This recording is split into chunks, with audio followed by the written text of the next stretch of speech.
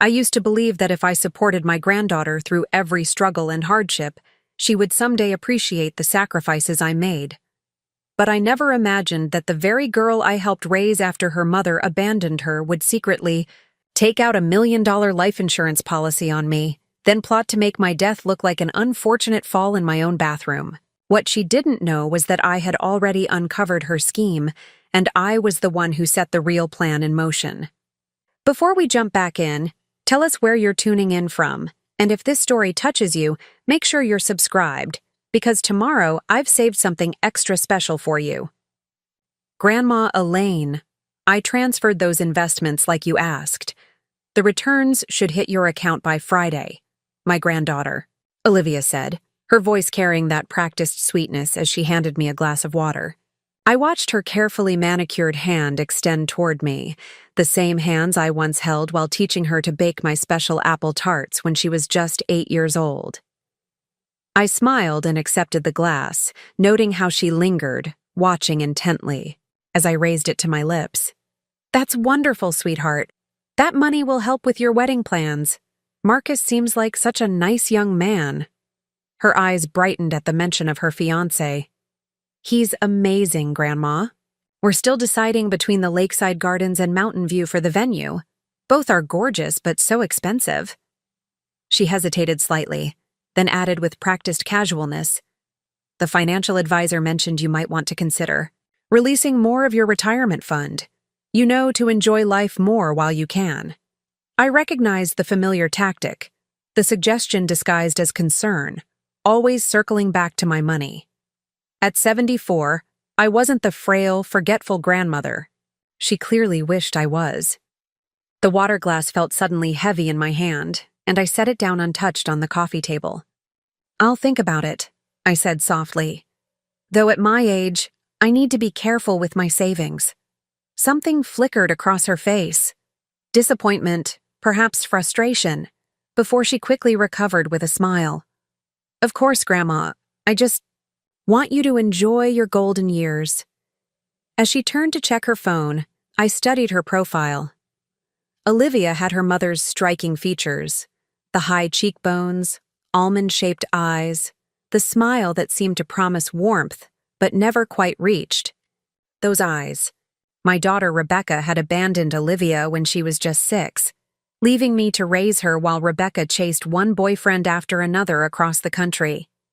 I had given Olivia everything: a stable home, private education, emotional support through her turbulent teenage years, even the down payment for her first apartment.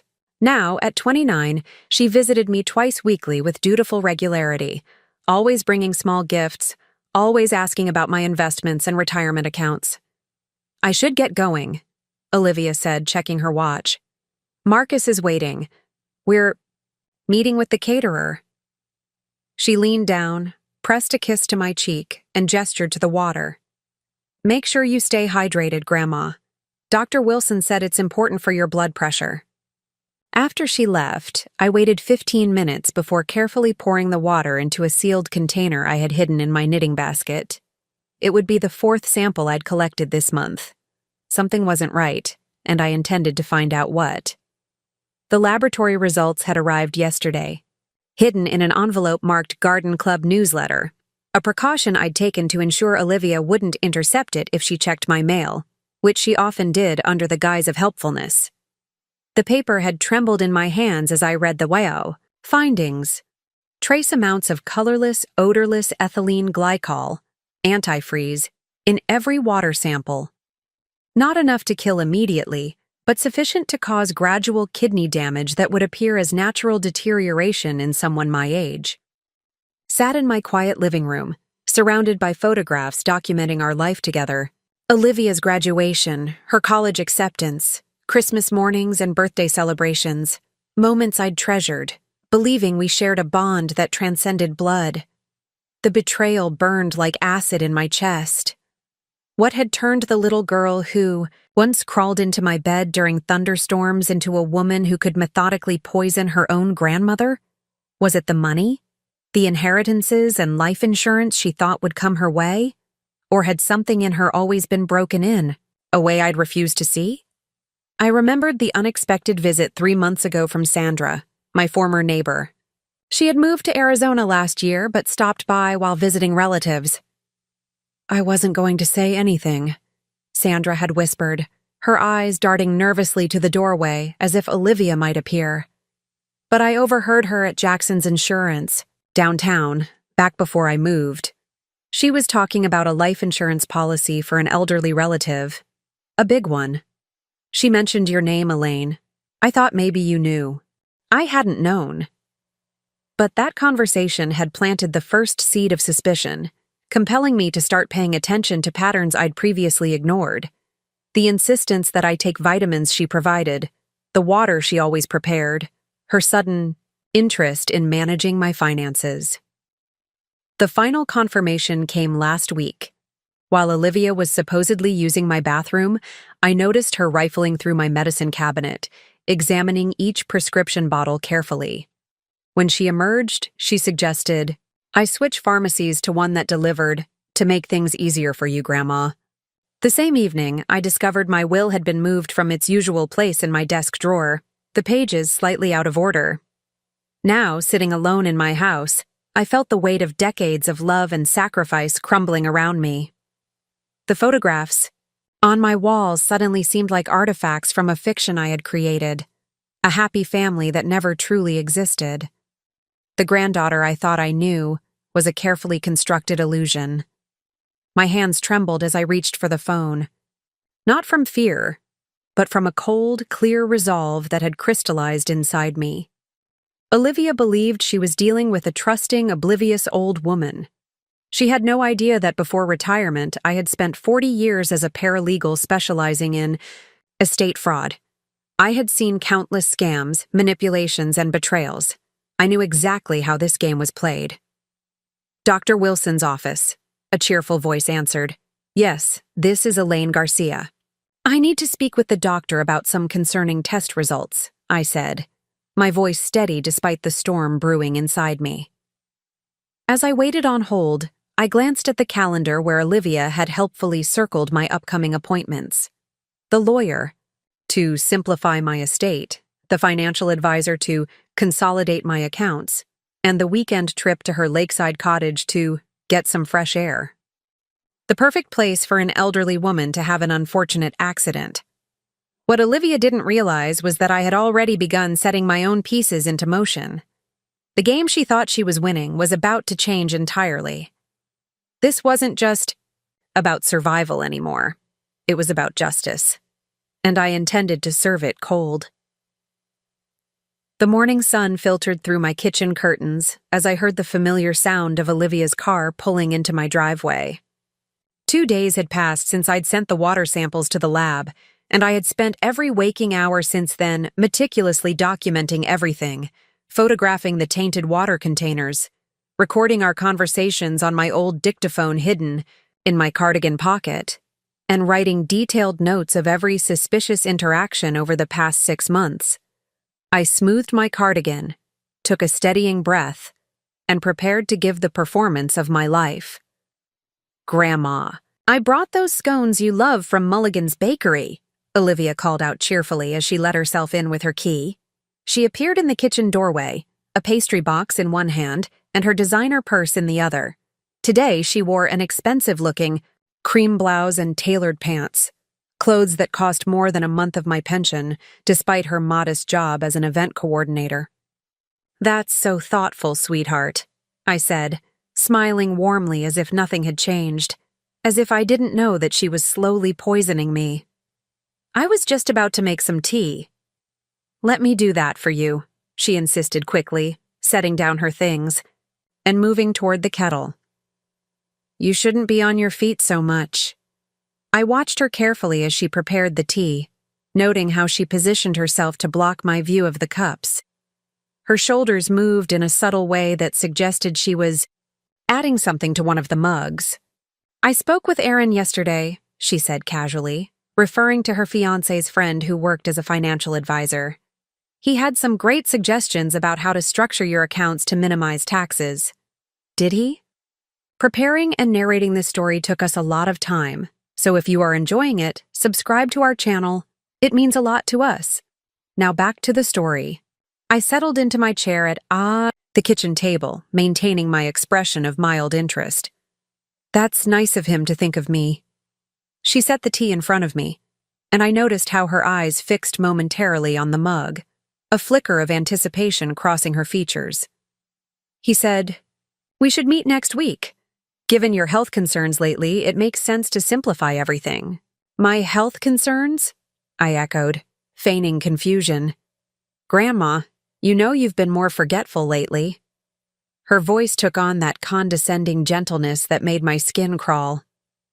"Last week, you couldn't remember where you put your checkbook, and Dr. Wilson mentioned your kidney function tests weren't ideal." Of course they weren't, not with what she'd been putting in my water.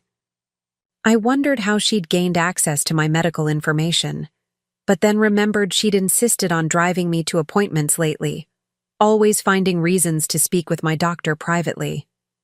"I suppose you're right," I conceded, lifting the tea but not drinking it. "Speaking of finances, I've been thinking about the future." Olivia leaned forward eagerly, her interest visibly piqued. "Oh?" "I've worked so hard all these years, saved everything I could." I sighed dramatically. "What's the point if I can't help my family? Maybe it's time I updated my will, made things clearer." The gleam in her eyes intensified, though she quickly masked it with a concerned frown. "Grandma, don't talk like that. You're going to be around for years yet." "Not if she had her way," I thought bitterly. Still, at my age, it's sensible to be prepared. I reached across the table and patted her hand. "You're all I have, Olivia. Everything I've built, all I've saved, it's for you." She squeezed my hand, in return, and I suppressed a shudder at her touch. "Thank you, Grandma. But really, I'd rather have you than any inheritance." The lie hung in the air between us, almost tangible in its audacity. I nodded as if moved by her sentiment. "Actually," I continued, "I've been wondering if I should sell the house. It's too big for just me, and the stairs are getting difficult." Olivia's eyes widened slightly. The house, my mortgage-free, 3-bedroom colonial in one of the city's most desirable neighborhoods, was worth nearly $650,000. "Really? What would you do instead?" "I thought perhaps I could move in with you and Marcus after the wedding." I watched her expression carefully. "Just temporarily, until I find a smaller place. I'd contribute to your household expenses, of course." The flash of horror that crossed her face was almost comical. "Oh, Grandma, I don't know if that would work. Our condo is so small, and you'd hate being away from your garden." "You're probably right," I conceded. "Maybe I should just stay here. The money from selling would only complicate my taxes anyway." I deliberately looked down at my tea, then back at her with a conspiratorial smile. "Between you and me, I've been thinking of making a significant cash gift to you before the wedding, something the government doesn't need to know about." That got her attention. Her posture straightened, her focus sharpening like a predator spotting prey. "What kind of gift?" "I have some money that never went into the bank," I said in a lowered voice. "From your grandfather's life insurance. I've kept it in the house all these years. This was completely fabricated. My late husband Harold's modest insurance policy had gone entirely toward paying off our mortgage decades ago. But I needed to offer bait that would be irresistible." How much?" Olivia stammered, trying and failing to sound casual. "Around 90,000, I whispered. "In cash. I've never told anyone." Her eyes widened, genuine surprise replacing her calculated expressions. This wasn't part of her plan. This was better than her plan. "Where do you keep it?"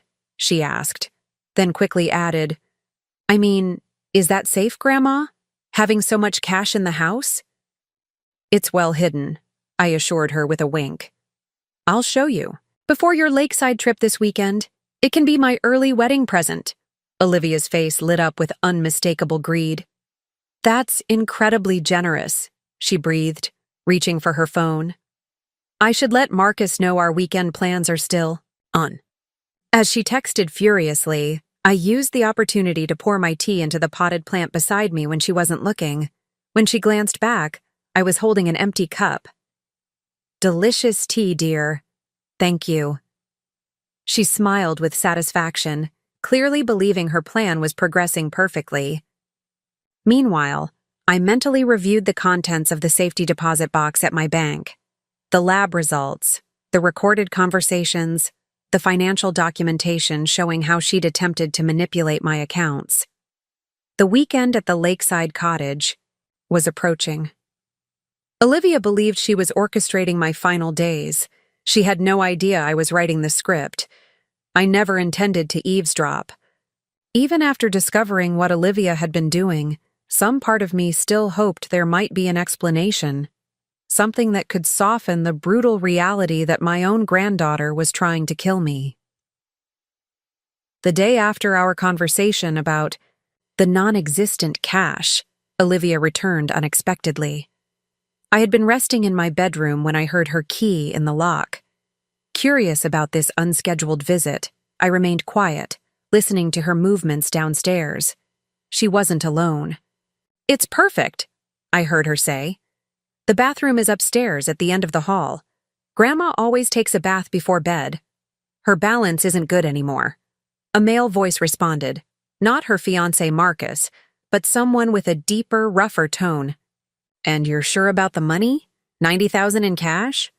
"That's what she said," Olivia replied. "Plus the insurance money after everything's done. $1 million, straight to me as the beneficiary." My hand instinctively covered my mouth to stifle a gasp. Hearing it stated so plainly, so coldly, was different from suspecting it. "What about security systems?" the man asked. "Cameras?" Olivia laughed. "She's an old lady living alone. The only security system is the deadbolt, and I have a key." I eased off my bed silently, my heart pounding, and crept closer to my bedroom door to hear better. "The lakeside cottage is even more isolated," Olivia continued. "No neighbors for half a mile. We can make it look like she wandered out at night, confused, and fell into the water. By the time anyone finds her, the antifreeze will be hard to detect. The medical examiner will see an elderly woman with kidney problems who accidentally drowned." I felt ice spreading through my veins. This wasn't just opportunistic poisoning. This was a calculated murder plot. "You've put a lot of thought into this," the man observed, sounding impressed. "I've been planning it for months," Olivia said, a note of pride in her voice. The antifreeze was just to weaken her, make her seem more confused and frail to everyone. "Dr. Wilson already thinks she's declining rapidly. How long have you been dosing her?" "About 4 months, small amounts, nothing that would raise alarms, just enough to damage her kidneys gradually." 4 months. The timeline matched perfectly with when I'd started feeling unusually tired and experiencing strange symptoms. I'd attributed it to age, to the natural decline of my body. How blind I had been, how trusting. "What about the old woman's neighbors? Won't they be suspicious?" the man asked. "Everyone already knows she's been confused lately," Olivia said, and I could hear the air quotes in her voice. "I've made sure of that. Told the neighbors she's been forgetting things, making up stories. Mrs. Kravitz next door thinks she has early dementia." My legs nearly gave out beneath me. It wasn't enough that Olivia was poisoning me. She had been systematically destroying my reputation and credibility as well, preparing the ground so that no one would question my death. I heard footsteps on the stairs, and I retreated quickly, silently, back to my bed. Through my barely open door, I saw Olivia leading a tall, rough-looking man down the hallway toward my bathroom. "See? The tub is old, no safety rails. We remove the bath mat, maybe leave some water on the floor. She slips, hits her head, and that's that. But the lake is still cleaner. No questions about why she was taking a bath in the first place." The man nodded, studying the bathroom layout with professional interest. The cottage plan is better, simpler, but I'll be ready either way. This is just backup, Olivia agreed, if she balks at going to the cottage. They retreated downstairs, and I remained frozen on my bed, listening to their voices fade as they moved toward the kitchen. A few minutes later, I heard the front door close. I sat still for a long time, my hands trembling in my lap. The conversation replayed in my mind, each word cutting deeper than the last. It was one thing to suspect betrayal, to find evidence of poisoning. It was another entirely to hear my own granddaughter discuss my murder as casually as if she were planning a dinner party. In that moment, something fundamental shifted inside me. Whatever sentiment, whatever familial love had tempered my response until now, evaporated completely. The woman downstairs wasn't my granddaughter anymore. She was a predator, and I was her prey. Or so she thought. I reached for my phone with hands that no longer shook. First, I called my bank and arranged to access my safety deposit box the next morning. Then I called my old colleague from the law firm, Barbara, who had retired just 2 years after me. "Barbara, it's Elaine," I said when she answered. "I need your help and I need absolute discretion." "Elaine? You sound strange. What's wrong?" "I can't explain over the phone." "Can you meet me tomorrow at Carter's Cafe at 11? Barbara must have heard the urgency in my voice. "Of course. Should I be worried?" "Not about me," I said grimly. "But Olivia should be." After hanging up, I moved to my closet and pulled out an old shoebox from the back corner. Inside was a small digital voice recorder, a gift from a grateful client years ago. I had never found a use for it until now. I placed it carefully in my cardigan pocket and made my way downstairs. The house was empty again, but evidence of their visit remained. A cabinet door left slightly ajar, the faint scent of unfamiliar cologne. I walked through each room methodically, checking if anything was missing or disturbed. In the kitchen, I found what I was looking for. My evening pill organizer had been tampered with. The tiny blue blood pressure tablet in Thursday's compartment had been replaced with a similar-looking but slightly larger pill. I carefully removed it with tweezers and placed it in a small plastic bag, adding it to my growing collection of evidence. Then I replaced it with my actual medication from the original bottle. That night, I didn't sleep. I sat in my armchair by the window watching the street, the recorder running in my pocket. I wasn't certain that Olivia and her accomplice wouldn't return, that they wouldn't decide tonight was the night to end their waiting game. As the hours passed, I found myself revisiting memories of Olivia as a child, her small hand in mine as we crossed streets, her delighted laughter when I taught her to bake, the nights I held her while she cried for the mother who never came back. Where had I gone? Wrong? What had I missed? How had the sweet, vulnerable child transformed into someone capable of such calculated cruelty? Perhaps it had always been there, hidden beneath the surface. Or perhaps the world had hardened her in ways I couldn't see or prevent. Either way, the reckoning was coming. Dawn broke, painting my living room with soft golden light.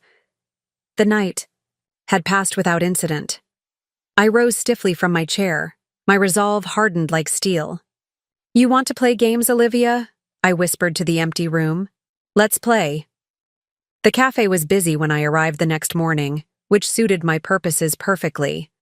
The background noise would make it difficult for anyone to overhear our conversation, and the crowd provided anonymity.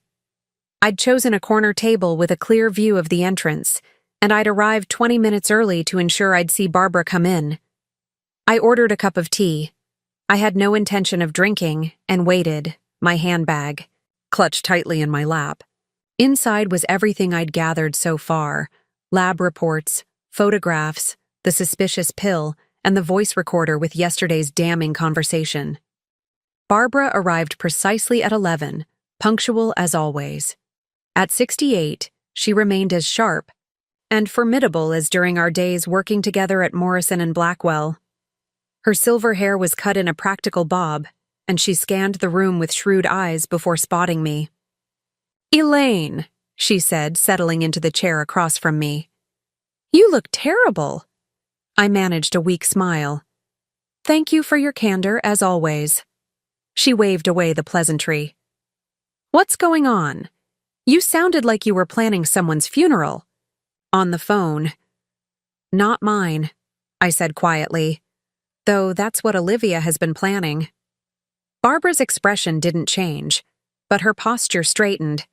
She'd always been good at receiving shocking information without revealing her reaction, a skill that had served her well during 4 decades as a paralegal, specializing in criminal cases. "Explain," she said simply, and so I did. I laid out everything chronologically, from the first suspicions to yesterday's overheard conversation. I showed her the lab reports and played a portion of the recording. Throughout my explanation, Barbara remained silent, taking notes in the small leather-bound notebook she always carried. When I finished, she closed her notebook and looked at me with the same analytical gaze I'd seen her direct at countless legal puzzles over the years.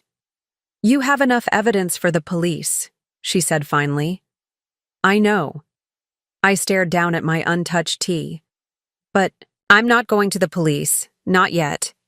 Barbara raised an eyebrow. "Why not? This is attempted murder, Elaine." I leaned forward.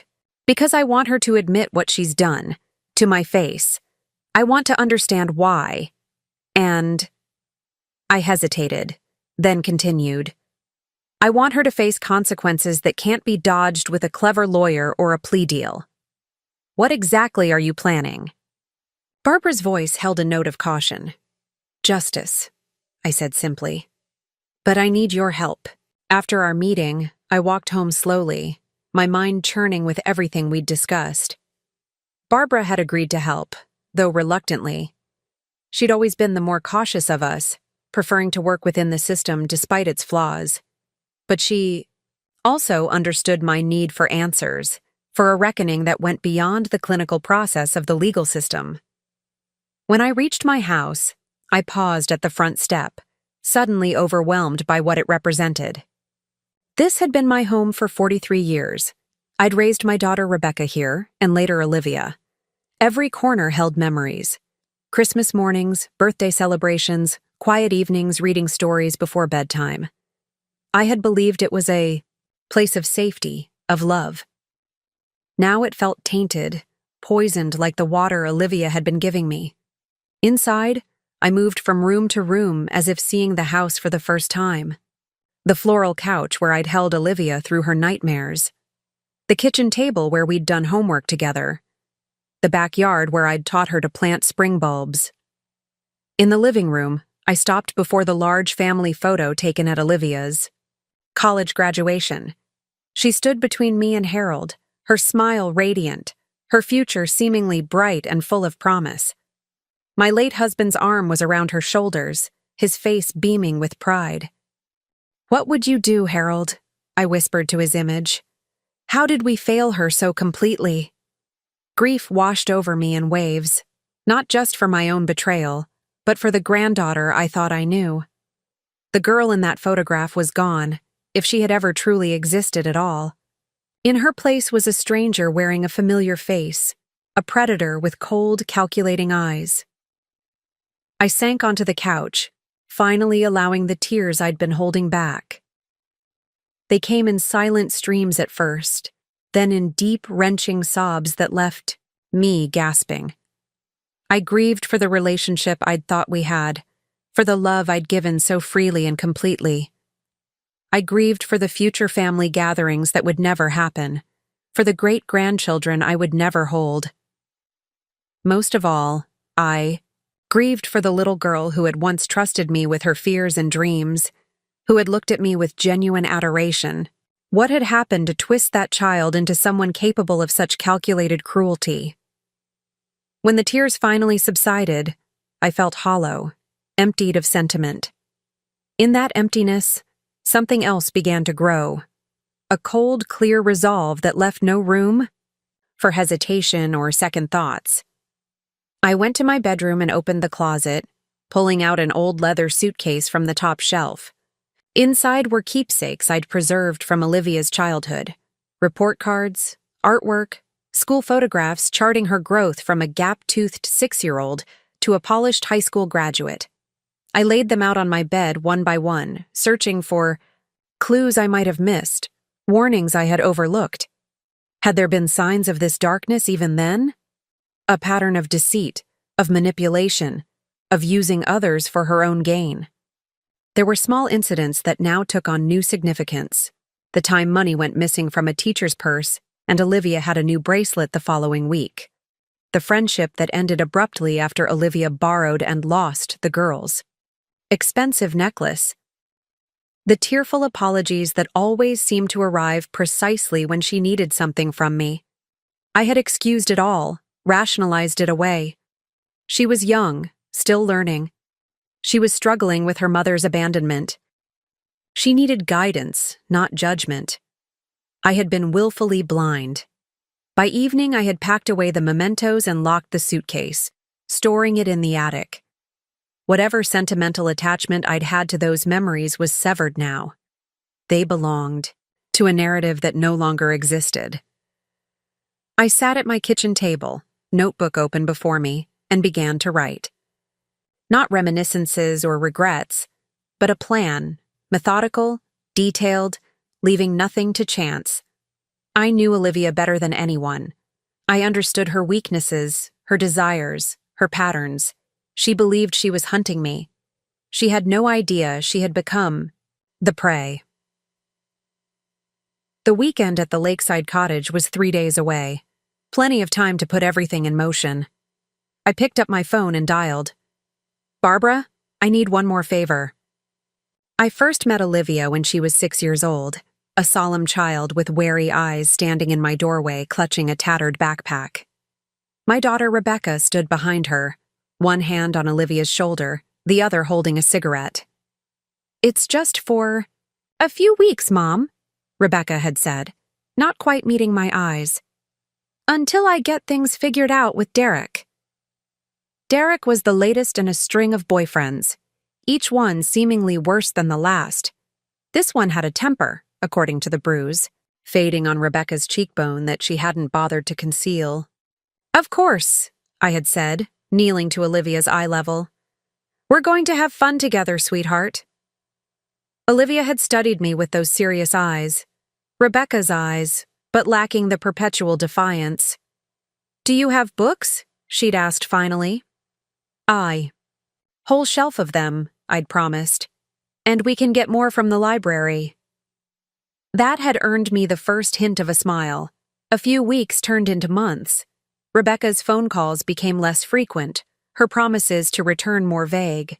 By the time Olivia started first grade, she had her own bedroom in my house, decorated with butterfly decals and a bookshelf that grew steadily more crowded.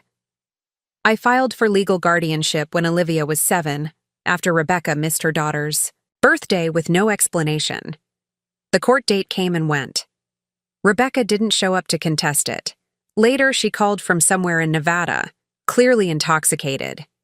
"It's better this way," she'd slurred. "You were always better at the mom thing than me." I didn't argue. Truthfully, I was relieved.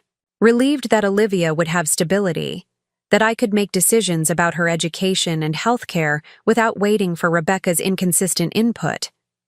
Relieved that my granddaughter wouldn't be dragged from town to town, school to school, following Rebecca's chaotic life choices. Those early years were difficult but rewarding. Olivia had nightmares, separation anxiety, and periods of acting out, all normal reactions for a child who had been effectively abandoned. I arranged for therapy, maintained consistent routines, and never spoke ill of Rebecca, despite my own complicated feelings toward my daughter.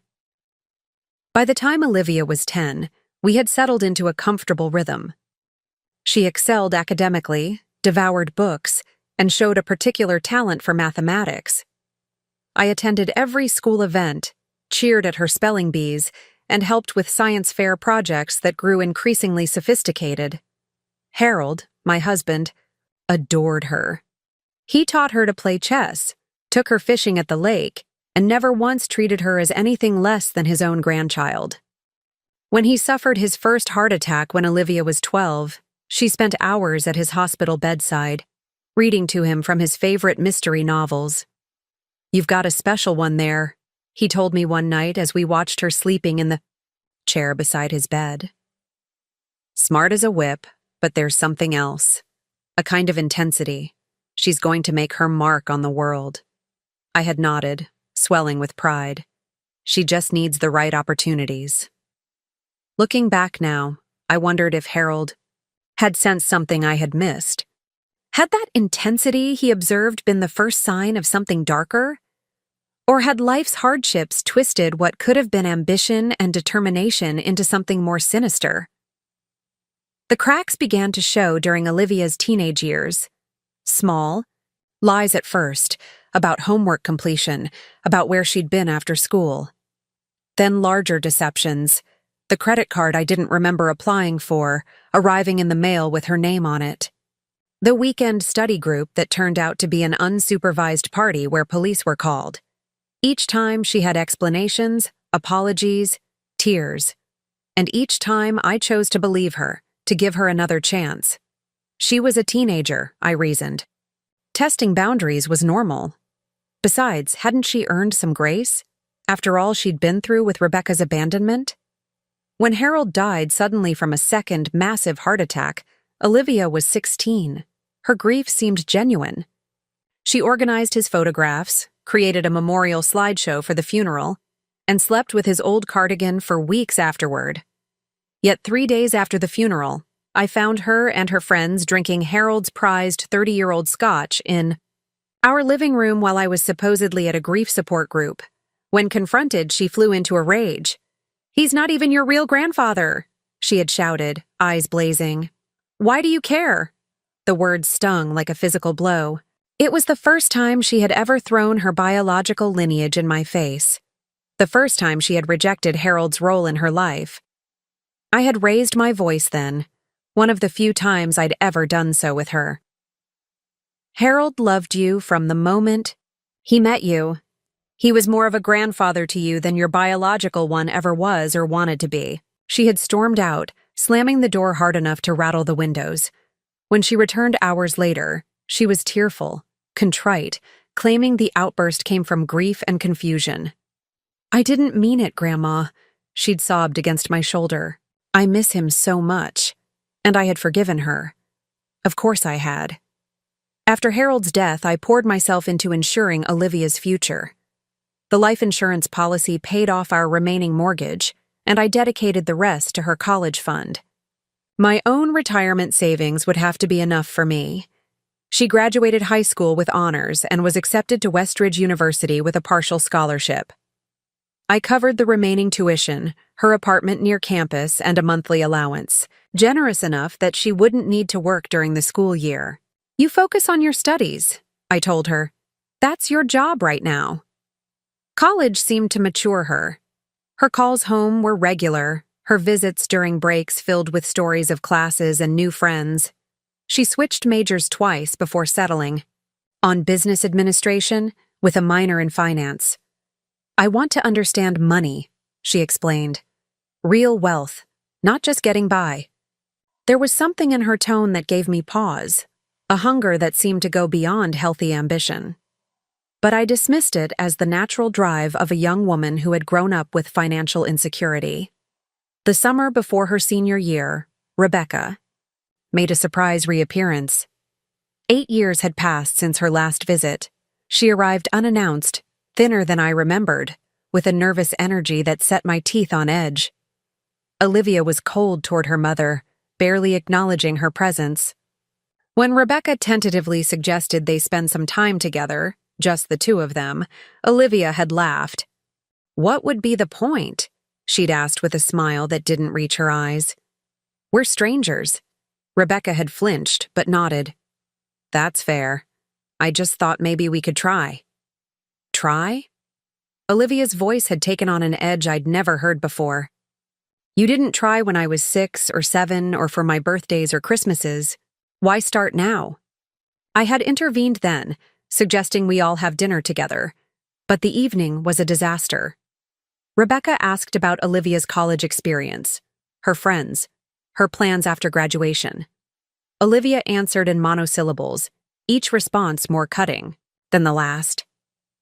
After dinner, when Olivia had gone upstairs, Rebecca sat at my kitchen table, hands wrapped around a mug of coffee she wasn't drinking. "She hates me," she said quietly. "She's hurt," I had corrected, though I wasn't entirely sure that was accurate. The emotion I'd seen in Olivia's eyes hadn't looked like pain. It had looked like contempt. Rebecca left the next morning. 3 months later, we received news that she had died of an overdose in a motel room in Arizona. The memorial service was sparsely attended. Olivia sat dry-eyed through the brief ceremony, left immediately afterward, and never mentioned her mother again. I grieved for my daughter, for the troubled, beautiful girl she had been, for the woman she never had the chance to become. I grieved for the relationship she and Olivia might have rebuilt someday, but mostly, I grieved for the little girl who had once asked about her mommy every night before bed, who had kept Rebecca's faded photograph under her pillow until she was 10. That little girl seemed gone, replaced by someone I sometimes struggled to recognize. After graduation, Olivia moved back home briefly before finding a job at an event planning company and her own apartment in the city. Our relationship settled into a comfortable routine: Sunday dinners, occasional shopping trips, holiday celebrations. If she seemed more interested in my financial affairs than my daily life, I attributed it to her business education and practical nature. If her visits became more frequent after I mentioned updating my will, I told myself she was simply being attentive to my needs as I aged. When had the subtle shift occurred? When had attentiveness become calculation? When had my granddaughter begun to see me not as family, but as an obstacle between her and what she wanted? Perhaps the seeds had always been there, dormant, waiting for the right conditions to grow. The sacrifices began small, almost imperceptible. A missed dinner with friends to attend Olivia's school play, postponing a vacation so I could help her prepare for final exams. Ordinary grandparent choices that felt natural, even joyful at the time. But as the years passed, the pattern deepened, etching itself into the very foundation of my existence. My life gradually rearranged itself with Olivia at its center, my own dreams and needs quietly stepping aside to make room for hers. When Olivia was 14, I had been offered a promotion at the law firm, office manager, with a substantial salary increase and the opportunity to finally use my business degree. The position required longer hours and occasional weekend work. That same week, Olivia made the debate team. Competitions would be held on Saturdays throughout the school year, often in neighboring cities that required transportation. I declined the promotion without hesitation. "Are you sure?" Harold had asked, watching me call the firm. "We could hire a driver for Olivia's competitions. This is a big opportunity for you." "There will be other opportunities," I said, already writing the debate schedule on our kitchen calendar. "This is important to her." Harold didn't argue, but I caught the concern in his eyes. He had always been gently protective of my independence, worried that my tendency to put others first would eventually leave nothing for myself. When Olivia decided to apply to Westridge University, a prestigious school with tuition far beyond what we had saved, I took on freelance paralegal work in the evenings. For 2 years, I worked 60-hour weeks, carefully adding every extra dollar to her college fund. "Mom, you're running yourself into the ground," Rebecca said during one of her rare visits. She had watched me fall asleep at the dinner table, fork still in hand after a 14-hour day. "It's temporary," I insisted. "Olivia deserves the best education we can give her." Rebecca gave me a strange look. "At what cost? Your health?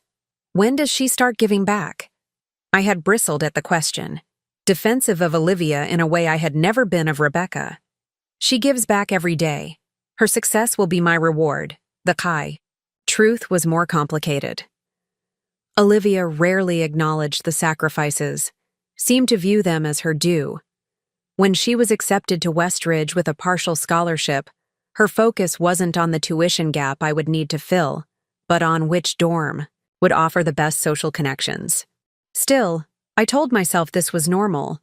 She was young, focused on her future. Gratitude would come with maturity. When Harold died, my world collapsed. He had been my partner for 41 years, my steadiest support, my greatest love. The grief was overwhelming, a physical weight pressing against my chest, making it difficult to breathe.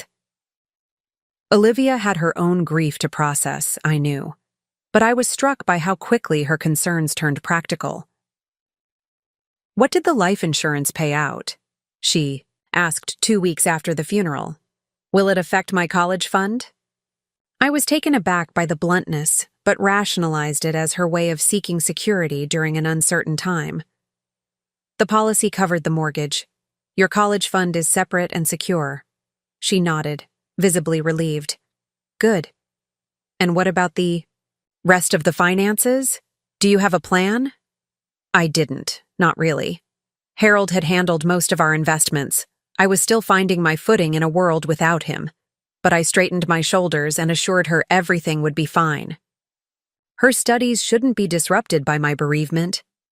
That night, I sat alone at our kitchen table with a stack of financial documents, teaching myself the details of our retirement accounts, insurance policies, and investments. Not for myself, but so I could preserve Olivia's sense of security. My grief would have to wait. During Olivia's college years, my devotion manifested in weekly care packages filled with homemade cookies, gift cards, and hand-knit scarves. In winter drives through snowstorms to deliver a forgotten textbook. In middle-of-the-night phone calls when a relationship ended badly or an exam went poorly. I remodeled her childhood bedroom during her sophomore year, replacing the butterfly decals with sophisticated gray walls and a queen-sized bed. "For when you come home during breaks," I explained, though she rarely stayed longer than a weekend before taking off with friends. When she graduated, I threw an elaborate party, inviting family friends and her professors. I spent weeks preparing her favorite foods, decorating the backyard with fairy lights and flowers in her university colors. "You didn't need to go to all this trouble, Grandma," she said, glancing around at the carefully arranged tables. "It's no trouble," I assured her, though my back ached from days of preparation. "I'm so proud of you." She smiled and kissed my cheek before disappearing into the crowd of guests, spending most of the evening with her friends by the makeshift bar we'd set up. The following year, when Olivia found her first apartment, I offered to help with the security deposit. What I didn't tell her was that I took out a small home equity loan to do it, not wanting to touch my carefully managed retirement funds. "I can pay you back," she said as I handed her the check. "No need," I insisted. "Consider it a housewarming gift." She never mentioned repayment again. When Olivia met Marcus 2 years ago, I was cautiously optimistic. He seemed steady, responsible, a financial analyst with a quiet demeanor that balanced Olivia's more assertive personality. "He's good for her," I confided to Barbara over lunch. "Grounding." "And he has money," Barbara observed wryly. "Which doesn't hurt." I had bristled slightly at the implication. "Olivia's not materialistic." Barbara raised an eyebrow but said nothing further. When they got engaged 6 months ago, I was among the first to know. Olivia called, her voice breathless with excitement. "He proposed 2 carats, emerald cut, platinum band," she gushed. I noted that the ring's specifications came before any mention of love or future plans, but pushed the thought aside. "That's wonderful, sweetheart. When do I get to celebrate with you both?" Actually, she hesitated slightly. "We were wondering if we could use your backyard for the engagement party. Professional venues are so expensive, and your garden is gorgeous. In spring." "Of course," I agreed immediately. "I'd be honored." The simple backyard gathering evolved into a catered event for 60 people. I spent thousands renovating the garden, hiring professional landscapers to create the perfect backdrop for Olivia's special day. During the party, I overheard Marcus asking Olivia about the cost. "Your grandmother paid for all this?" Olivia shrugged. "She wanted to. She has the money." I pretended not to hear, busying myself with refilling drink pitchers. 3 months later, when they began looking at wedding venues, Olivia casually mentioned that the average wedding in our area cost nearly $40,000. "That's quite an investment," I said carefully. "Well, you only get married once," she replied, then added with a laugh, "Hopefully." I understood the unspoken expectation. I had funded everything else in her life. Why would her wedding be different? That evening, I reviewed my finances. My retirement account was healthy, but not extravagant. The house was my most significant asset. I could take out another equity loan, perhaps, or sell some of Harold's collectibles. I never questioned whether I should contribute. That was what grandmothers did, wasn't it? Sacrifice, support, give without expectation of return. It was only later, after discovering Olivia's betrayal, that I realized the true cost of my devotion, not just in dollars spent or opportunities declined, but in the person it had allowed her to become. Someone who could look at the woman who had raised her, who had given everything, and see nothing but an obstacle to inheritance. Someone who could serve poison with a smile. I had given Olivia my life. Now she wanted my death as well. The day after meeting with Barbara, I sat at my kitchen table with a legal pad, a cup of untainted tea, and 23 years of memories to reassess. If I was going to confront Olivia, I needed to understand when and how things had gone so wrong. I drew a timeline, starting with the day Rebecca left Olivia with me. Along this chronology, I began noting incidents that had troubled me at the time, but that I had dismissed or rationalized away. Viewed individually, each could be explained as a child's misstep, a teenager's rebellion, a young adult's self-interest. But together, they formed a pattern I had been willfully blind to for decades. When Olivia was 9, her teacher called me about a missing bracelet. A classmate's birthday gift had disappeared from her desk and somehow ended up among Olivia's things. Olivia claimed the girl had given it to her, which the classmate vehemently denied. Children often misunderstand the concept of ownership, the teacher had explained gently. Olivia may have convinced herself it was a gift. I had nodded, apologized, and later that evening sat Olivia down for a gentle conversation about respecting others' belongings. She had listened solemnly, eyes wide and tearful, promising it would never happen again. 2 weeks later, I found a small gold locket in her jewelry box, one I recognized as belonging to our elderly neighbor, Mrs. Finch. When questioned, Olivia burst into tears. "She showed it to me last week when I helped bring in her groceries," she sobbed. "I thought she was giving it to me. I didn't mean to steal it." I had returned the locket with my own tearful apologies. Mrs. Finch was gracious, insisting it was a simple misunderstanding. I believed that too, wanted to believe it. But now, thinking back, I remembered the calculation in Olivia's eyes before the tears began. How quickly the story came, fully formed. How she had volunteered to help Mrs. Finch that day, something she had never offered to do before or since. At 12, Olivia went through a phase of finding money around the house. $20 from my purse, $30 from the grocery fund, $50 from the envelope where I kept emergency cash. "It was on the floor," she would insist. "I was going to tell you, but I forgot." Each time I would explain the importance of honesty, of immediately returning money that wasn't hers. Each time she would appear contrite, only for the pattern to repeat weeks later.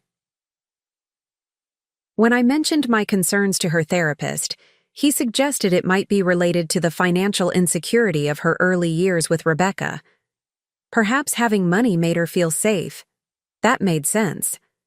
I stopped leaving cash where she might find it, and the incident ceased. Problem solved, I thought. But had it been? Or had she simply become more selective, more careful about what she took and when? In high school, her friend group shifted. Constantly. Girls who had been inseparable from Olivia for months would suddenly disappear from her life, replaced by new companions.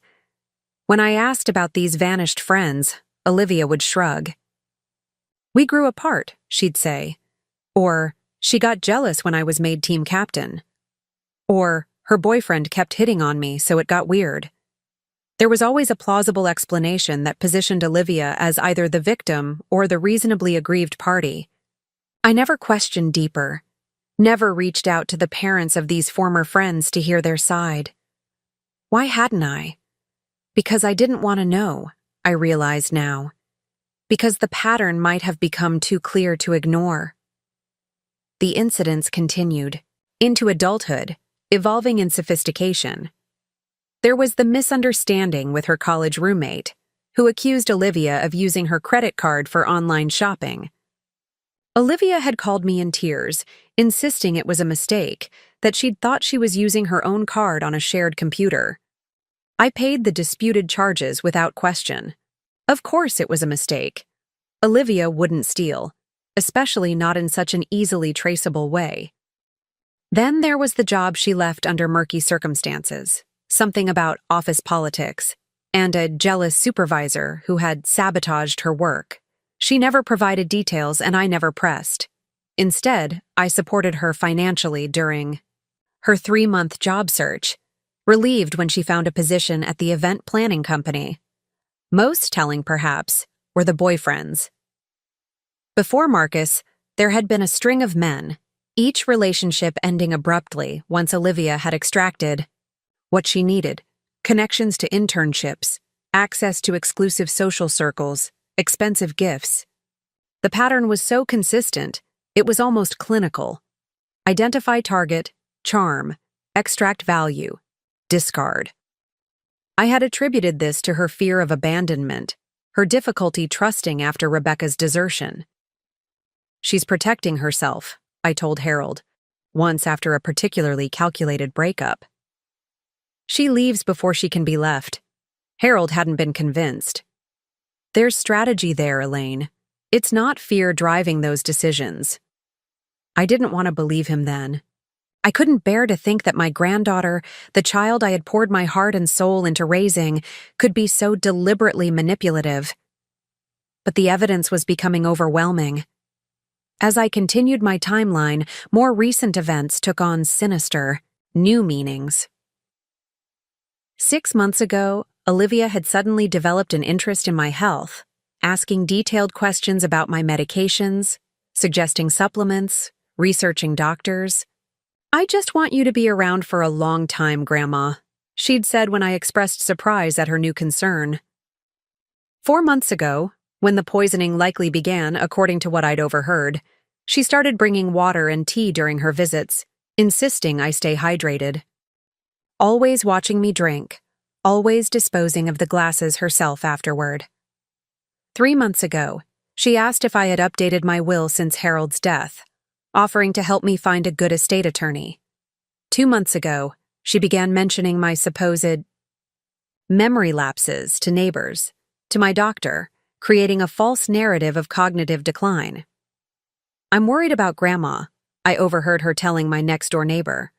She got confused about the day of her doctor's appointment, and I found the stove on twice last week. None of it had happened. But who would believe me over her? She was setting the stage, creating witnesses who would later nod sadly and say, "Yes, Elaine had been declining for some time."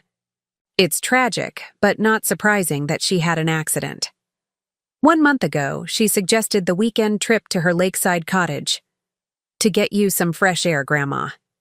Each event, viewed through my new understanding, revealed itself as a carefully placed stepping stone leading to my planned demise.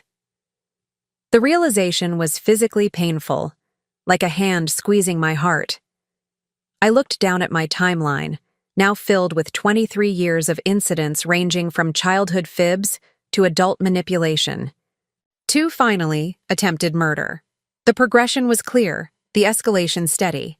What had begun as a child's opportunistic taking had evolved into a calculated scheme to eliminate the person who stood between Olivia and what she wanted. And what she wanted, it seemed, was everything I had. The most painful realization wasn't that Olivia was trying to kill me. It was that she had likely never loved me at all. Every "I love you, Grandma," every hug, every shared moment that I had treasured, all of it might have been performance, a means to an end. I set down my pen and closed my eyes, allowing myself one last moment of grief for the relationship I had believed in for so long. Then I took a deep breath, straightened my shoulders, and turned to a fresh page. It was time to plan my response. My first instinct was to confront Olivia immediately, to demand answers, to expose her scheme in a moment of righteous anger. But decades as a paralegal had taught me the value of preparation, of gathering evidence before making accusations. More importantly, it had taught me that the most effective response isn't always the most emotionally satisfying one. If I confronted Olivia now, she would deny everything. She would turn my accusations back on me, use them as further evidence of my supposed mental decline. She might even accelerate her plans, finding a more immediate way to silence me. No, confrontation would have to wait. For now, I needed to secure my safety while continuing to gather evidence. And I needed to do it all while maintaining the illusion that I remained an oblivious, trusting grandmother. I began with practical measures.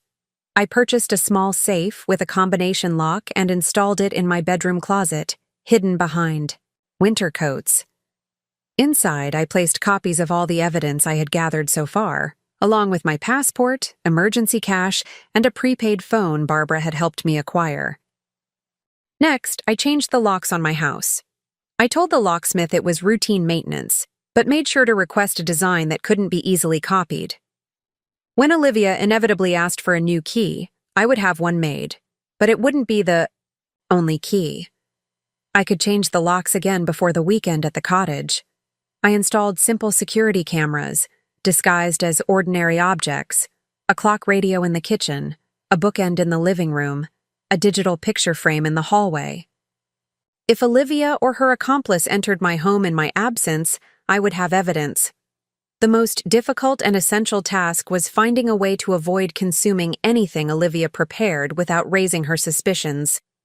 I developed a series of small strategies, keeping a bottle of water with me that I would pretend to drink from while actually consuming nothing, excusing myself to the bathroom after accepting food or drinks, where I could dispose of them, complaining of a sensitive stomach that required me to eat only simple foods I prepared myself. None of these measures addressed the central problem, the lakeside cottage trip where Olivia intended to stage my accident. I could simply refuse to go, of course, but that would only delay the inevitable. Olivia would find another opportunity, another plan, and I would lose my chance to confront her with irrefutable evidence, to understand why my own granddaughter wanted me dead. No, I needed to go to the cottage, but I would be prepared in ways Olivia couldn't imagine. The day after creating my timeline, I called Dr. Wilson's office and requested a complete physical examination, including comprehensive blood work. "I haven't been feeling quite myself lately," I told the receptionist. "Fatigue, some confusion. I'm concerned." The appointment was scheduled for the following afternoon. I arrived 15 minutes early, a folder of notes in hand. Dr. Wilson had been my physician for over a decade, since Harold's first heart attack. He was thorough, compassionate, and, most importantly, had known me long enough to recognize that I was not prone to hypochondria or dramatic medical claims. "What seems to be the trouble, Elaine?" he asked as he entered the examination room. I took a deep breath. "I believe someone has been poisoning me," I said evenly. "Specifically, with antifreeze." To his credit, Dr. Wilson didn't dismiss my claim outright. He raised his eyebrows, set down his clipboard, and gave me his full attention. That's a very serious accusation. What makes you think so? I handed him the laboratory results from the key, water samples along with a typed timeline of my symptoms over the past 4 months. Unexplained fatigue, occasional confusion, nausea, headaches. These are consistent with ethylene glycol poisoning, I said, especially when administered in small doses over time. Dr. Wilson reviewed the lab results carefully, his expression growing increasingly grave. This is disturbing, he said, finally. If accurate, these levels could indeed cause the symptoms you've described, potentially leading to kidney damage or failure if continued. I need 2 things from you, I said, my voice steady despite the surreal nature of the conversation. First, comprehensive tests to determine if there's been any organ damage. Second, documentation of the poisoning for legal purposes. He nodded slowly. We'll do a full workup. Blood, urine, kidney function tests. If what you're saying is true, there should be markers in your system. He hesitated, then asked the question I had been dreading. Elaine, who do you believe is doing this to you? I met his eyes directly. My granddaughter, Olivia. His expression registered shock, then doubt, then concern. Are you certain? Could there be another explanation? I wish there were, I said quietly, and proceeded to share the evidence I had gathered. The overheard conversation, the life insurance policy, the altered medications. By the time I finished, Dr. Wilson's initial skepticism had transformed into horrified belief. This needs to be reported to the police, he said firmly. It will be, I assured him. But not yet.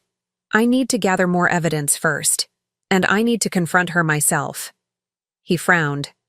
That could be dangerous, Elaine. Which is why I need to be healthy and clear-headed, I replied. Please run the tests. Document everything. But keep it confidential for now.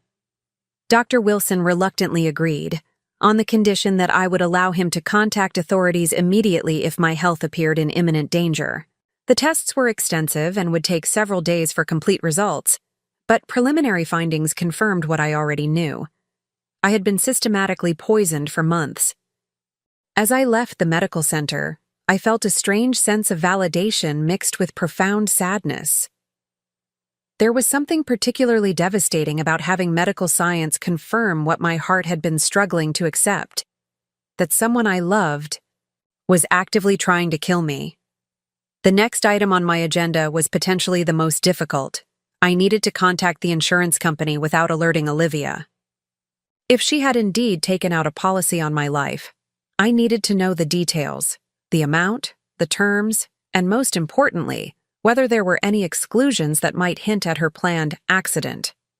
Barbara had suggested a direct approach. Just call them, she said. You're the insured party. They'll have to tell you. But if Olivia had forged my signature or used some other deception, the company might contact her as the policy owner. I couldn't risk tipping my hand. Instead, I visited the local office of Jackson's Insurance in person, dressed differently than my usual style. A smart business suit instead of my typical casual attire, hair pulled back, makeup applied with a heavier hand than normal. I'm considering a life insurance policy, I told the agent who greeted me. But I have some concerns about whether I might already be insured through a family member's policy. My granddaughter recently mentioned something about it, but I'm afraid the details escape me. Would you be able to check your system? The agent looked sympathetic. Of course. What's your name and date of birth? I provided the information, watching carefully as she typed. Her expression shifted subtly as she viewed the screen. A slight widening of the eyes, a quick glance at me, then back to the monitor. Ah, yes, she said after a moment. It appears there is a policy. Quite a substantial one, in fact. It was taken out approximately 4 months ago. Exactly when my symptoms had begun. The timing was no coincidence.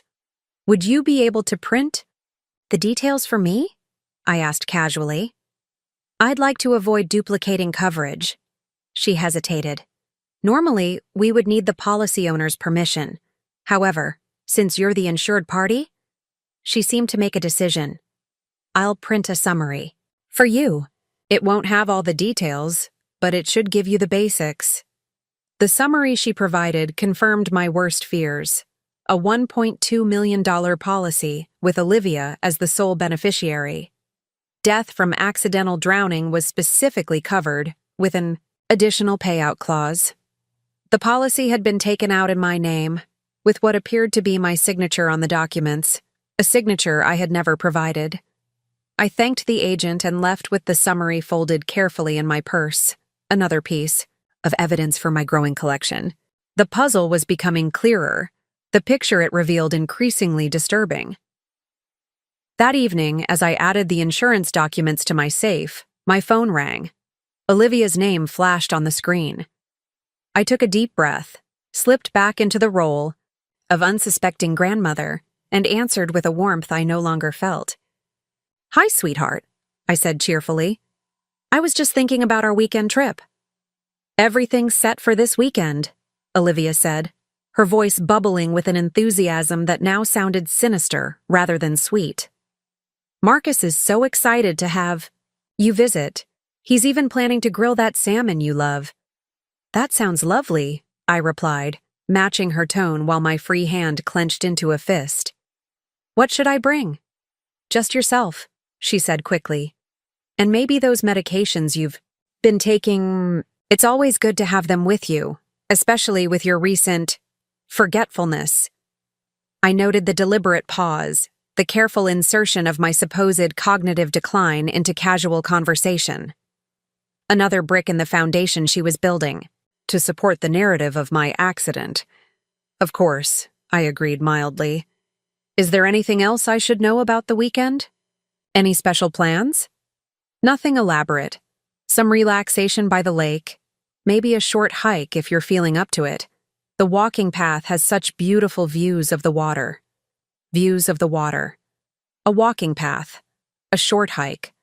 All innocent suggestions, if you weren't aware they were reconnaissance for a murder location. "That sounds perfect," I said. "I could use some fresh air and exercise." After we hung up, I sat motionless for several minutes, processing the conversation. Olivia clearly intended to make her move this weekend. I had 3 days to finalize my preparations. The next morning, I visited my bank and emptied my safe deposit box. I needed all my evidence with me, not locked away where it would do no good if something went wrong. I also withdrew $5,000 in cash, enough to sustain me if I needed to leave town quickly after the confrontation. From the bank, I drove to an electronics store in a neighboring town where no one would recognize me. There, I purchased several small recording devices and an emergency GPS tracker, using cash for all transactions. The salesperson was helpful but not overly curious, assuming I was a concerned senior looking for safety devices. "The tracker is simple," he explained. "Just activate it here, and anyone with the companion app can locate you within a few feet. Great for hiking or if you're concerned about medical emergencies." "Exactly what I need," I agreed, thinking how ironic it was to be preparing for a medical emergency that my granddaughter was planning to orchestrate. My next stop was more difficult, emotionally, not logistically. I drove to the police station in town, where I asked to speak with Detective Morgan, an officer I knew slightly through Harold's volunteer work with the department's community outreach program. The detective was in her late 40s, with shrewd eyes and the composed demeanor of someone who had seen too much to be easily shocked. She listened without interruption as I outlined my situation, examining each piece of evidence I presented with methodical attention. "Mrs. Garcia," she said finally, "you've built a compelling case. We could pursue charges based on what you've already gathered. The poisoning alone is attempted murder." "But would it be enough for a conviction?" I asked. Her slight hesitation gave me my answer. "The evidence is circumstantial," she admitted. "Strong, but circumstantial. A good defense attorney would argue that the water samples could have been contaminated elsewhere, that the insurance policy was taken out with your knowledge, but you've forgotten due to cognitive issues. Exactly the narrative your granddaughter has been establishing. Which is why I need more, I said. Something irrefutable. A confession. Detective Morgan shook her head firmly. I cannot condone you putting yourself in danger to obtain a confession. The risk is too great. I'm already in danger, I pointed. Out. Every day I spend in Olivia's presence, I'm at risk. At least this way, the danger serves a purpose. We reached a compromise after nearly an hour of discussion. I would provide Detective Morgan with all my evidence, which she would document, officially but hold from formal processing. I would wear one of the recording devices during my weekend at the cottage, and, this was her non-negotiable condition, I would be under police surveillance the entire time.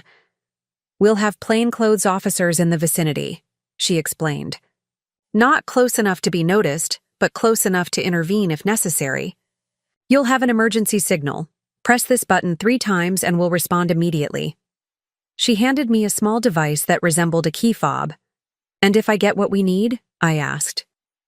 Then we arrest her on the spot, Detective Morgan said, her expression grim. No second chances, no opportunity for her to harm you or flee. As I left the station, I felt a weight simultaneously lift from and settle onto my shoulders. I was no longer alone in this, which provided immense relief. But the reality of what I was undertaking, actively participating in a sting operation against my own granddaughter, struck me with fresh force. How had we arrived here? How had the child I raised become someone the police were preparing to? Arrest for attempted murder? I pushed the questions aside. There would be time for reflection later. For now, I needed to focus on the practical aspects of surviving the weekend and securing the evidence that would put Olivia away for a very long time. My final preparation involved a visit to Barbara, who had agreed to act as my emergency contact. Outside the police operation, if something went wrong, if the surveillance failed, if the recording devices malfunctioned, if Olivia somehow managed to outwit both me and the police, Barbara would ensure that the truth about my death would not remain hidden. Are you absolutely certain about this? Barbara asked as we sat in her sunroom, reviewing the details of my plan. You could still walk away, you know, move across the country, change your name, start over somewhere Olivia couldn't find you. I considered the suggestion seriously. It would certainly be easier, safer, but it would also mean Olivia would never face consequences for what she had done, and what she would likely do to someone else in the future. I can't, I said finally. This isn't just about me anymore. It's about justice. Barbara nodded, understanding, but not happy. Then at least promise me you'll be careful. That woman is not the girl you raised, Elaine. She's something else entirely. I know, I said quietly. I think I've always known, somewhere deep down. I just didn't want to see it. As I prepared to leave, Barbara handed me a sealed envelope. Don't open this unless things don't go as planned, she said. It's everything I know, everything you've told me. If something happens to you, I'll make sure everyone knows what Olivia did. I tucked the envelope into my purse, oddly comforted by this macabre insurance policy. Even if Olivia succeeded in killing me, she wouldn't escape the consequences. The day before the trip, I made my final preparations. I packed a small overnight bag with essentials, hiding the recording devices among my toiletries and in the lining of my cardigan. I activated the GPS tracker and confirmed that Detective Morgan could access the signal from her phone. I arranged for my neighbor, Mrs. Kravitz, to collect my mail and water my plants. Not because I expected to be gone long, but because maintaining normal routines was important. If Olivia checked with the neighbors afterward, everything would appear ordinary. That evening, I recorded a video message on my computer, detailing everything I knew about Olivia's plan and including copies of all the evidence I had gathered. I encrypted the file and set it to automatically send to Detective Morgan, Barbara, and my attorney if I didn't enter a specific code within 48 hours. As darkness fell, I sat in my living room looking at old photographs. Not of Olivia this time, but of Harold. My husband's kind eyes seemed to look back at me with concern and love. "I'm being careful," I told his image. "But I need to do this. I need to know why." In the quiet of that moment, I realized that beyond justice, beyond safety, what I sought most was understanding. How had the child we had loved so completely become capable of such calculated evil? Was it something in her nature that we had failed to recognize? Something in her nurturing that we had gotten terribly wrong? Or was it simply the random cruelty of fate, creating a void in a human heart that no amount of love could fill? I didn't know if confronting Olivia would provide those answers, but I had to try. The next morning, I rechecked all my recording devices, confirmed the GPS tracker was operational, and called Detective Morgan to verify the surveillance plan. Everything was in place. Then I sat by the window, overnight bag at my feet, and waited for Olivia to arrive. Olivia arrived precisely at 10 o'clock, her sleek silver car pulling into my driveway with a soft purr of expensive engineering. I watched through the window as she checked her reflection in the rearview mirror, practiced a smile, then exited the vehicle with the fluid grace she had perfected since adolescence. I opened the door before she could knock, greeting her with a smile that matched her own in insincerity. "Right on time," I said cheerfully. "I'm all packed and ready." Olivia stepped inside, eyes quickly scanning the entryway, the living room beyond, assessing everything with that calculating gaze I now recognized all too well. "Great. Marcus is already at the cottage setting things up." She reached for my overnight bag. "Let me take that for you." I maintained my grip on the handle. "It's fine, dear. It's quite light." A flicker of annoyance crossed her features before she covered it with concern. "Grandma, you shouldn't strain yourself. The doctor said to be careful with your blood pressure." The irony of her expressing concern about my health while actively trying to destroy it was almost enough to break my composure. Instead, I relaxed my grip on the bag, allowing her to take it, but not before confirming with a subtle pat that the recording device sewn into the lining was still in place. "You're right," I conceded. "Thank you, sweetheart." In the car, Olivia chattered about wedding plans, about Marcus's recent promotion, about the cottage renovations. I responded with appropriate interest, asking questions, commenting on details, playing the role of the engaged, slightly forgetful grandmother she expected me to be. "The insurance agent called yesterday," she mentioned casually as we turned onto the highway, her eyes fixed on the road ahead. "About that policy we discussed. Everything's been approved." We had never discussed any insurance policy. This was a test, I realized. A probe to see if I remembered something that had never happened, or if I would contradict her and demonstrate more mental acuity than she wanted me to have. "Oh, that's good," I said vaguely. "I'm glad it's all taken care of." She nodded, seemingly satisfied with my ambiguous response. "The coverage is excellent. Very comprehensive." "That's important at my age," I agreed, noting how her hands relaxed slightly on the steering wheel. She believed I was completely in the dark, exactly where she wanted me. We drove for nearly an hour, the landscape gradually transforming from suburban developments to rolling countryside, and finally to the more rugged terrain surrounding the lake. Olivia had purchased the cottage 18 months ago, describing it as an investment property that she and Marcus occasionally used for weekends away. I had visited only once before, shortly after they acquired it. As we turned onto the narrow road leading to the lake, I activated the emergency GPS tracker in my pocket, confirming with a quick glance at my phone that Detective Morgan was receiving the signal. According to our plan, the police surveillance team would maintain a discreet distance, monitoring but not approaching unless the situation became dangerous. The cottage appeared around a bend, A charming two-story structure with a wide deck overlooking the water, more substantial than the typical lakeside cabin. Marcus's dark blue SUV was parked in the gravel driveway. "Home sweet home for the weekend," Olivia announced as she pulled up beside Marcus's vehicle. "Look, Grandma, isn't the view spectacular?" It was indeed beautiful. The lake stretched before us, its surface glittering in the midday sun, surrounded by dense woods that climbed the surrounding hills. The nearest neighboring cottage was barely visible through the trees, at least a quarter-mile away. Perfect isolation for an accident to occur. Marcus emerged from the cottage as we arrived, his handsome face arranged in a welcoming smile. He was tall and athletic, with the confident bearing of someone accustomed to success. I had always liked him, found him more genuine than many of Olivia's previous boyfriends.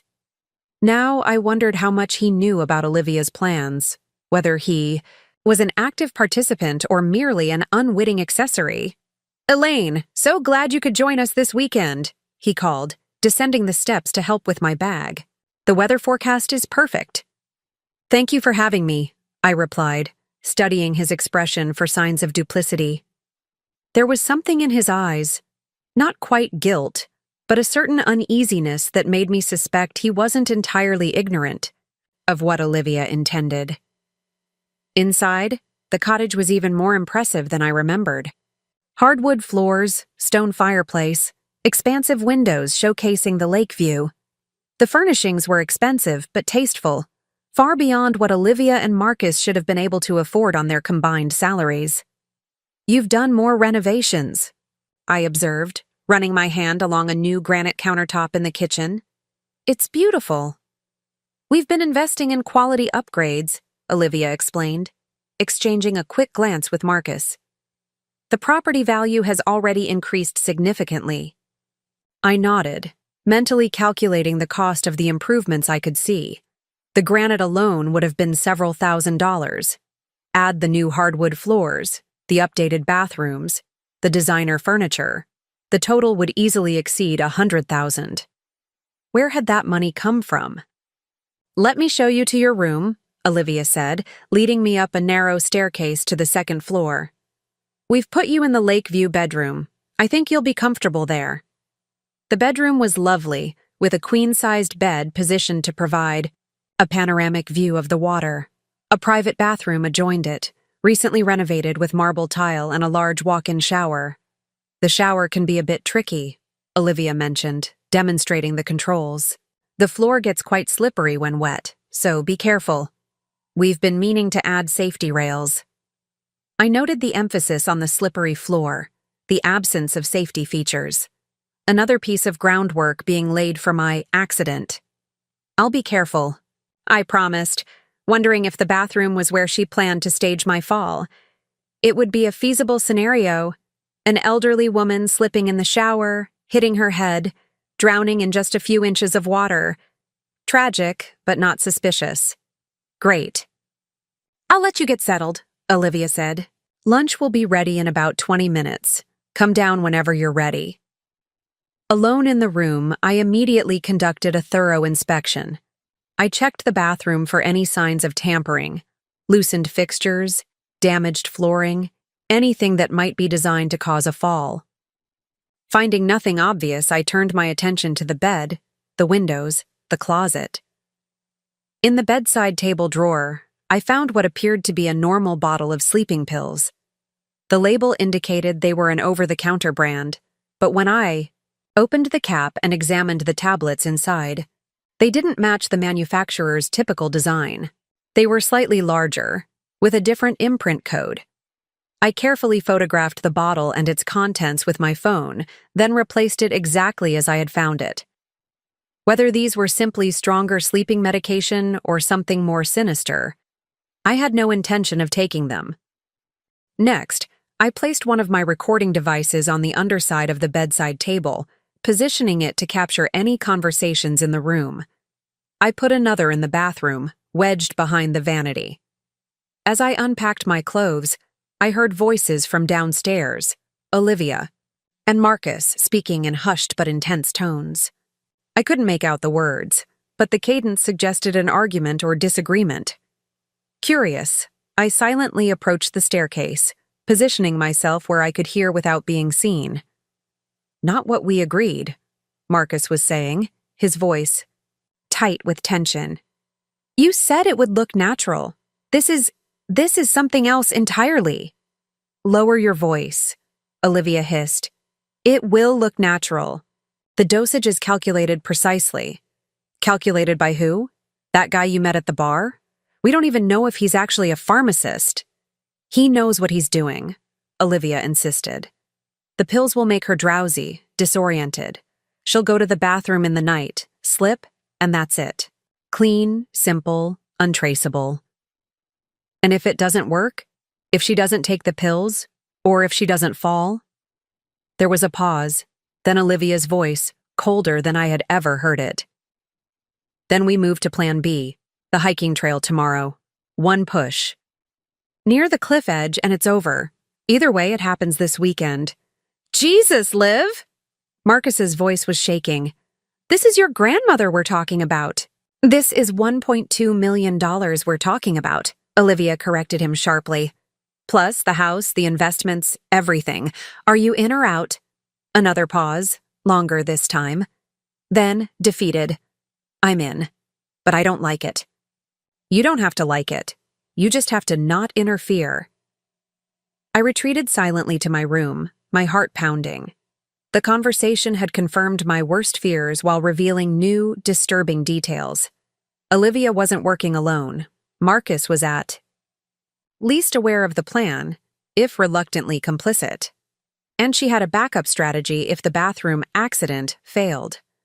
Most chillingly, she had consulted someone with pharmacological knowledge, obtaining drugs specifically designed to impair my coordination and awareness. This wasn't just opportunistic exploitation of an elderly relative's vulnerability. This was premeditated murder, planned with clinical precision. I checked my phone, confirming that my earlier text to Detective Morgan had gone through.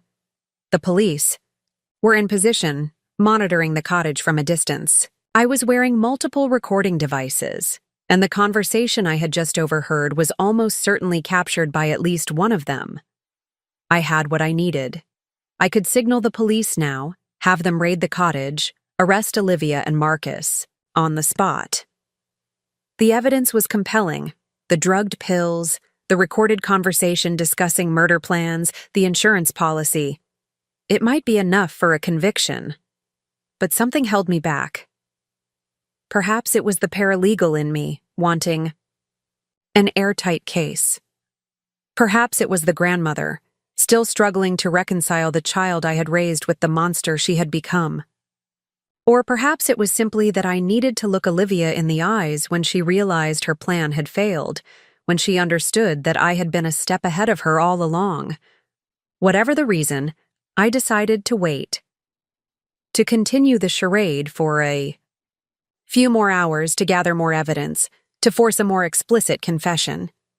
It was a risk, but a calculated one. The police were nearby. I was alert and aware of the danger.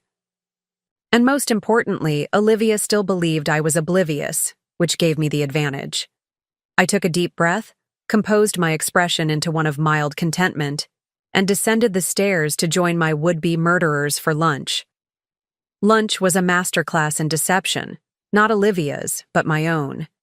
I played the role of the slightly confused but delighted grandmother, exclaiming over the grilled salmon Marcus had prepared, commenting on the beautiful view, asking innocent questions about their wedding plans. "The venue deposit is due next month," Olivia mentioned, refilling my water glass with practiced solicitude.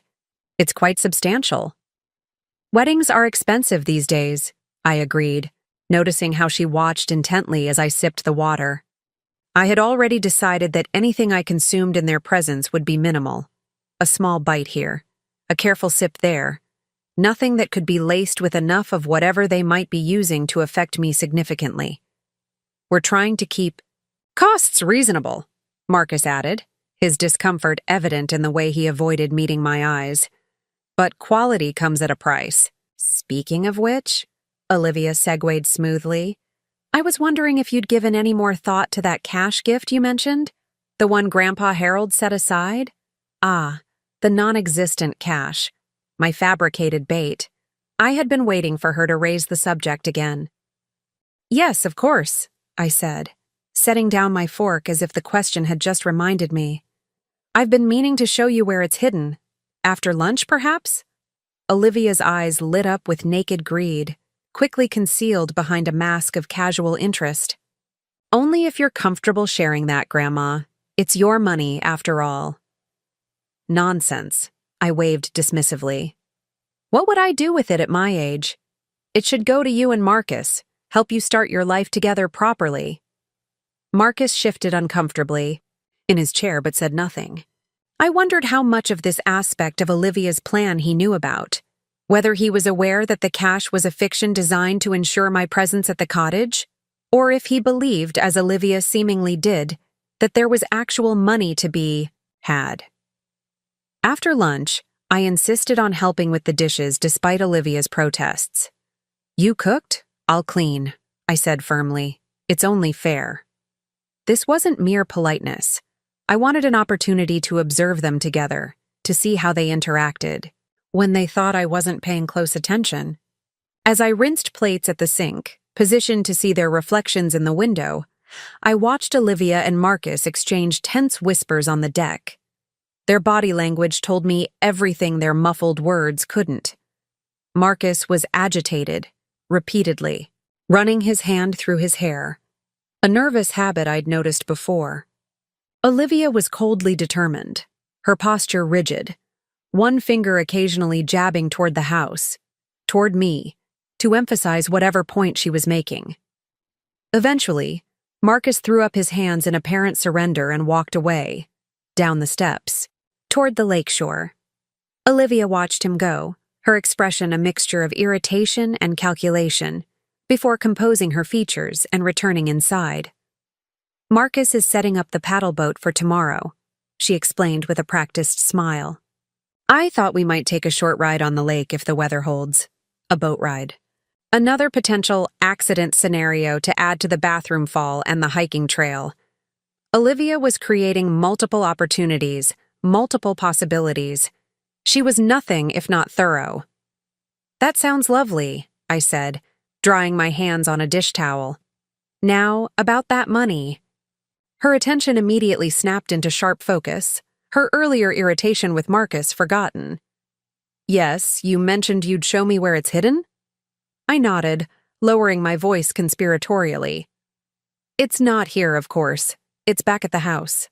But I can tell you exactly where to find it.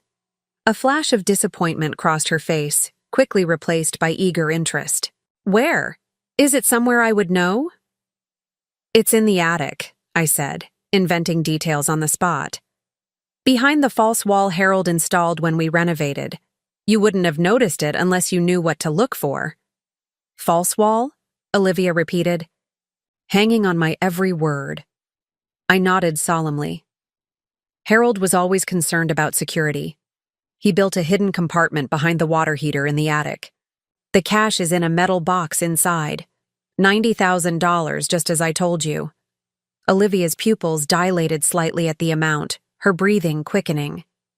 I could almost see her recalculating her plans, adding this unexpected windfall to the insurance money and inheritance she anticipated. That's incredible, Grandma. I had no idea. Few people did, I said with a small smile. That was the point. Throughout the afternoon, I continued to build my own strategic plan while appearing to fall right into Olivia's. When she suggested a walk down to the lake to enjoy the fresh air, I agreed enthusiastically, knowing she was likely scouting locations for tomorrow's hiking accident. When she pointed out particularly scenic spots along the water's edge, all featuring steep drops or slippery rocks, I expressed appropriate admiration while mentally noting each location as a potential crime scene. The trail up to the overlook is beautiful, she mentioned, gesturing toward a narrow path that wound up the hillside behind the cottage. The view of the lake from up there is spectacular. We should hike up tomorrow morning. I'd like that, I said, though we both knew that if her primary plan succeeded, I wouldn't live to see the morning. By late afternoon, I had mapped out the cottage and surrounding area in my mind, identifying all the locations Olivia had subtly highlighted as potential accident sites. I had also constructed a detailed timeline of how I expected the evening to unfold, based on the conversations I'd overheard, and Olivia's increasingly transparent attempts to ensure I would be appropriately positioned for her plan.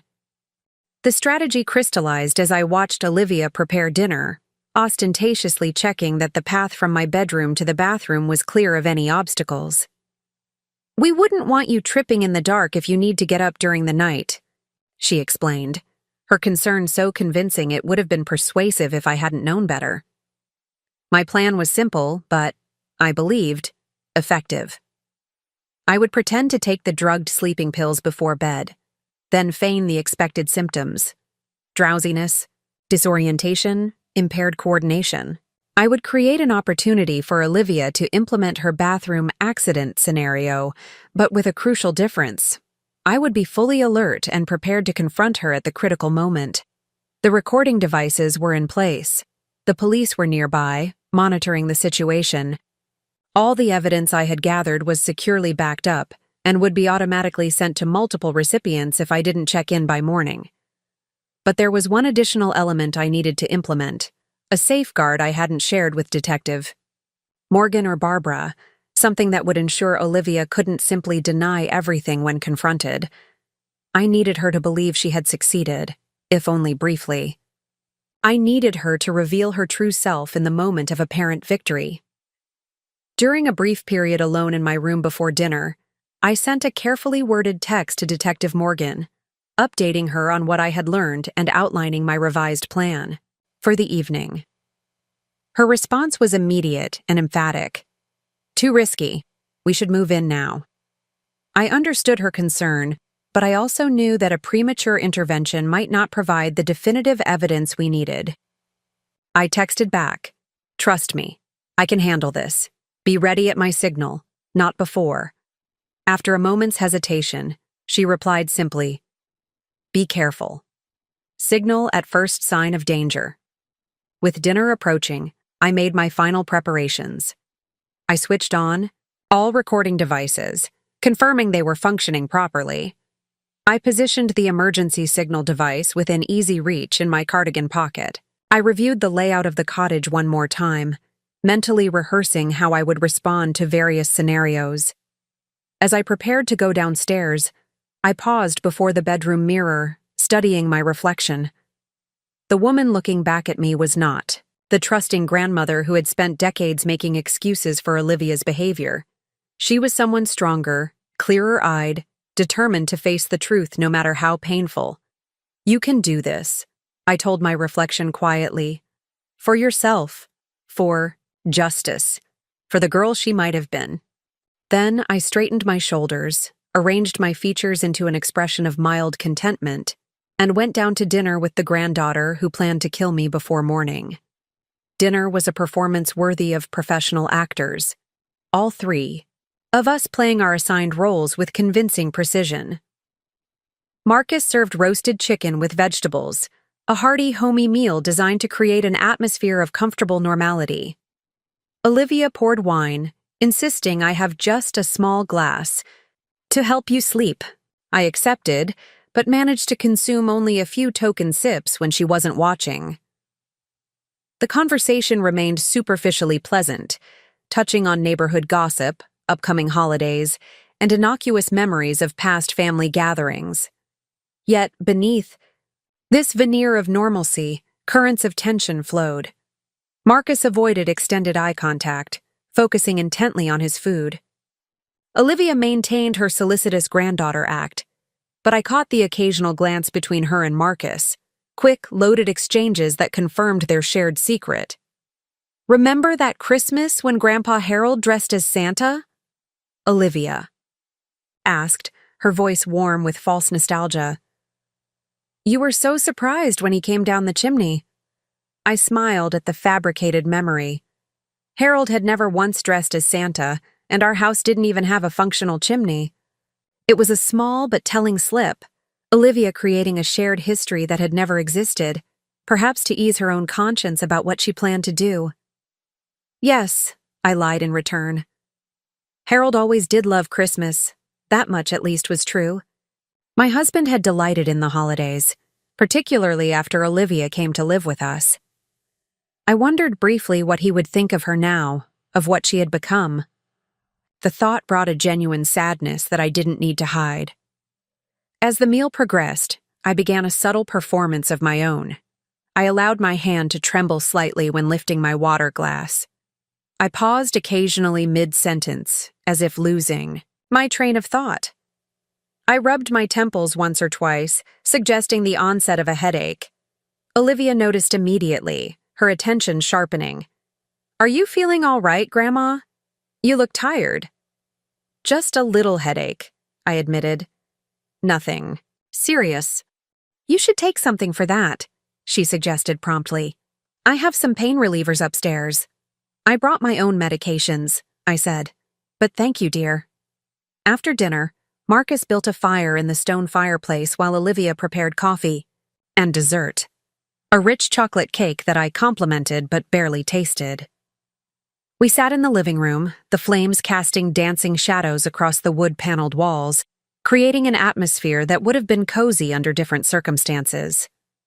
"This reminds me of those camping trips we used to take," I said, deliberately introducing another false memory. "Remember roasting marshmallows by the lake? We had never gone camping together, not once. Olivia had always refused, claiming she hated insects and sleeping outdoors. But she nodded enthusiastically, building on the fictional reminiscence. "Those were the best trips," she agreed. "You taught me how to fish on one of those vacations." Marcus glanced between us, a slight frown creasing his forehead. Perhaps he knew enough about Olivia's actual childhood to recognize the fabrication, or perhaps he was simply uncomfortable with the web of lies surrounding the evening. By 9:00, I had established the foundation for what would come next. Through careful physical cues and deliberate verbal slips, I had created the impression of someone increasingly fatigued, slightly confused, and ready for rest.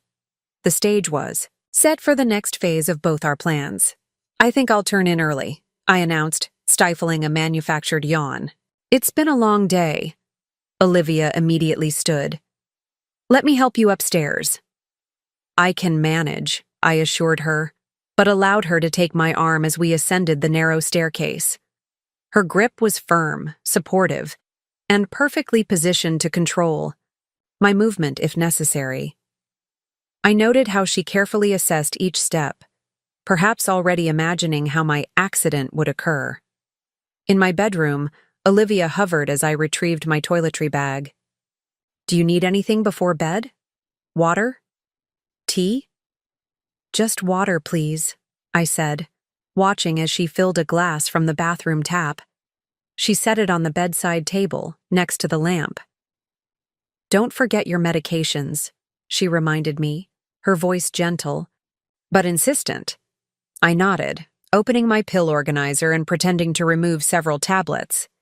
"I'll take them right after I change." Olivia's eyes flicked to the bedside drawer where the doctored sleeping pills waited. "I noticed you seem to be having trouble sleeping lately. I put some over-the-counter sleep aids in the drawer there, if you need them."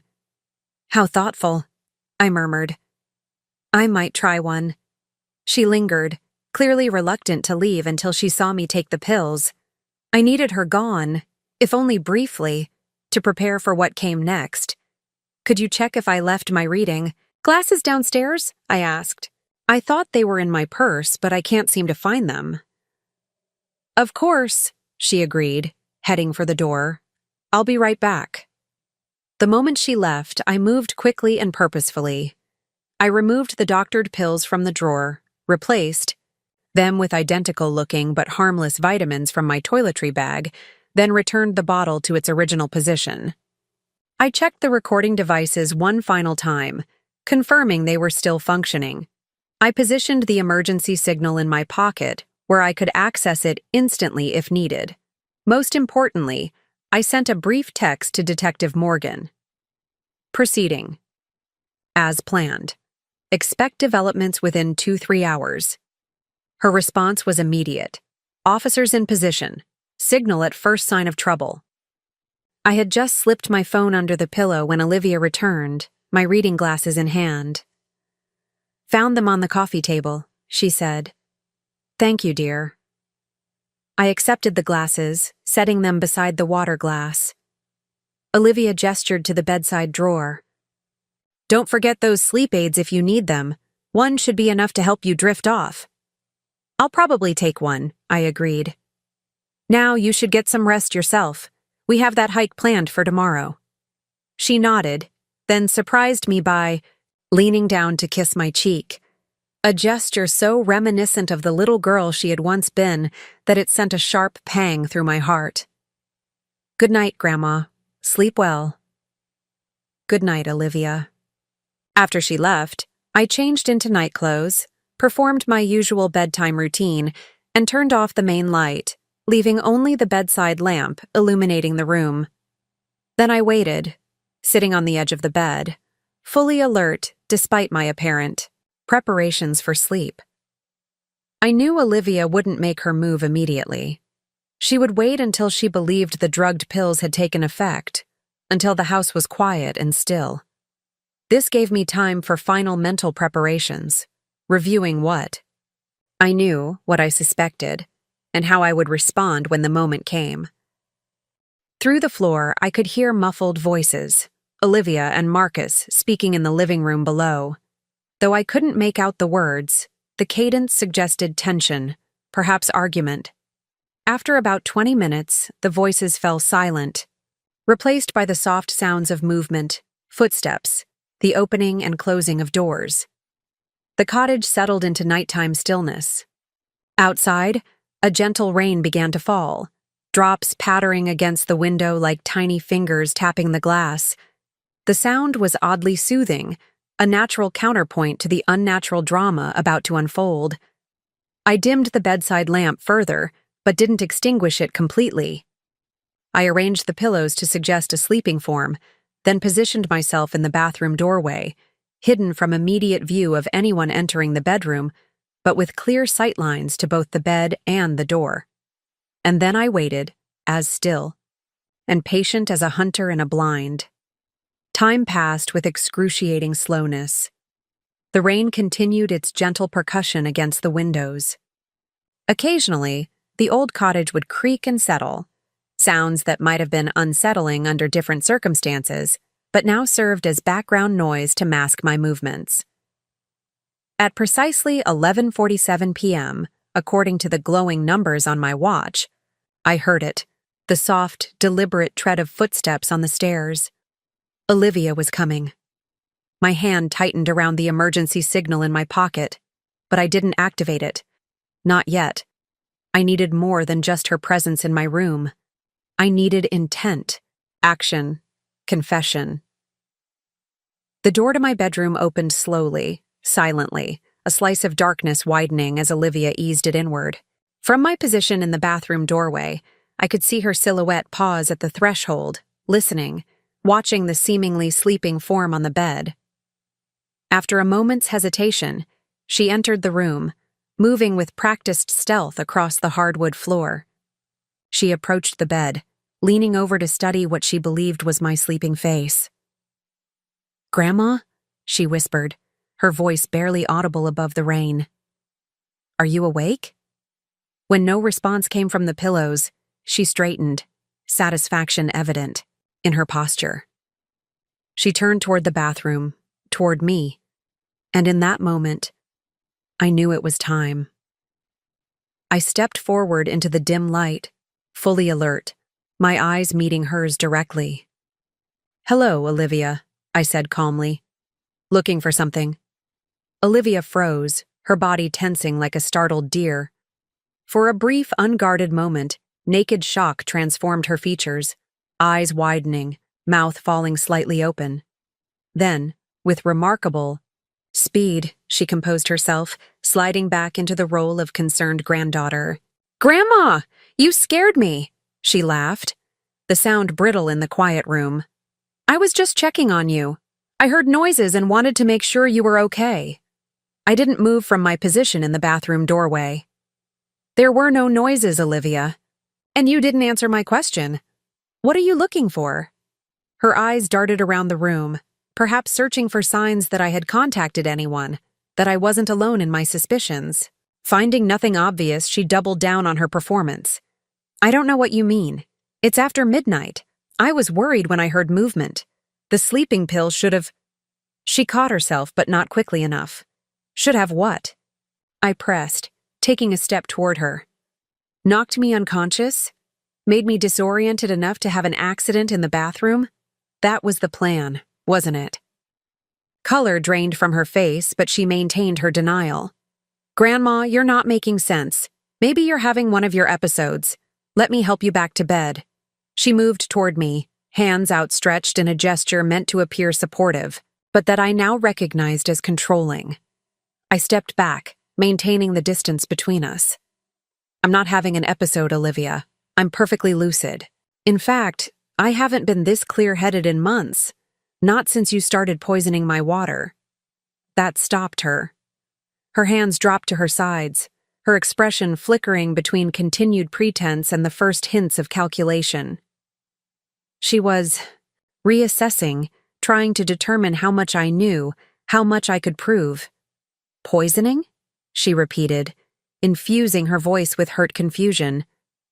That's a terrible thing to say. Why would I ever do something like that? For the money, I said simply. The life insurance policy you took out on me 4 months ago. The inheritance you'd receive. The house you've been so interested in having me sign over. She flinched just slightly at the mention of the insurance policy. A tell. But she wasn't ready to abandon the act entirely. Insurance policy? I don't know what you're talking about. Her eyes narrowed slightly. Grandma, I'm really worried about you. You've been forgetting things, imagining things. Dr. Wilson mentioned the possibility of dementia. Dr. Wilson confirmed I've been systematically poisoned with ethylene glycol. I interrupted, my voice steady. Antifreeze, Olivia. Added to my water, my tea, gradually over months. Designed to damage my kidneys and create symptoms that might be mistaken for cognitive decline. Her expression hardened, the pretense of concern falling away by degrees. You can't prove that. I have the lab results, I replied calmly. From multiple water samples you served me. I have the altered medications you replaced in my pill organizer. And I gestured to the room around us. I have recordings of you and Marcus discussing your plans to stage my accident here this weekend. Something shifted in her eyes then. A coldness. A calculation that reminded me of a predator reassessing its approach. No one would believe you, she said, her voice dropping to a near whisper. A confused old woman with possible dementia making wild accusations against her devoted granddaughter? Who raised her when her mother abandoned her? Who has been caring for her as she ages? She smiled thinly. It would sound like paranoid delusions. Perhaps, I acknowledged, if it were just my word against yours, but it isn't. I reached slowly into my pocket and withdrew my phone, holding it where she could see the screen. The recording app was active, documenting every word of our current conversation. This is just one of several devices recording tonight's events, I informed her. The others are hidden throughout this room and the cottage. They've captured everything. Your conversations with Marcus about the drugged sleeping pills, your plans for the hiking accident tomorrow if the bathroom scenario failed, everything! Olivia stared at the phone, her face a battleground of emotions, shock, fury, fear, calculation, before settling into something harder, colder. Give me that, she demanded, lunging forward to grab the phone.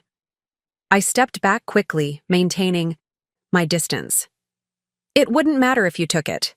The recordings are automatically uploaded to secure cloud storage. And the police already have copies of everything I've gathered so far. Police? For the first time, real alarm broke through her composure. They're nearby, monitoring the situation, I confirmed.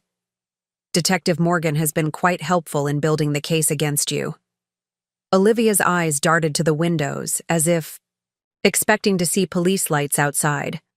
Finding nothing, she seemed to make a decision.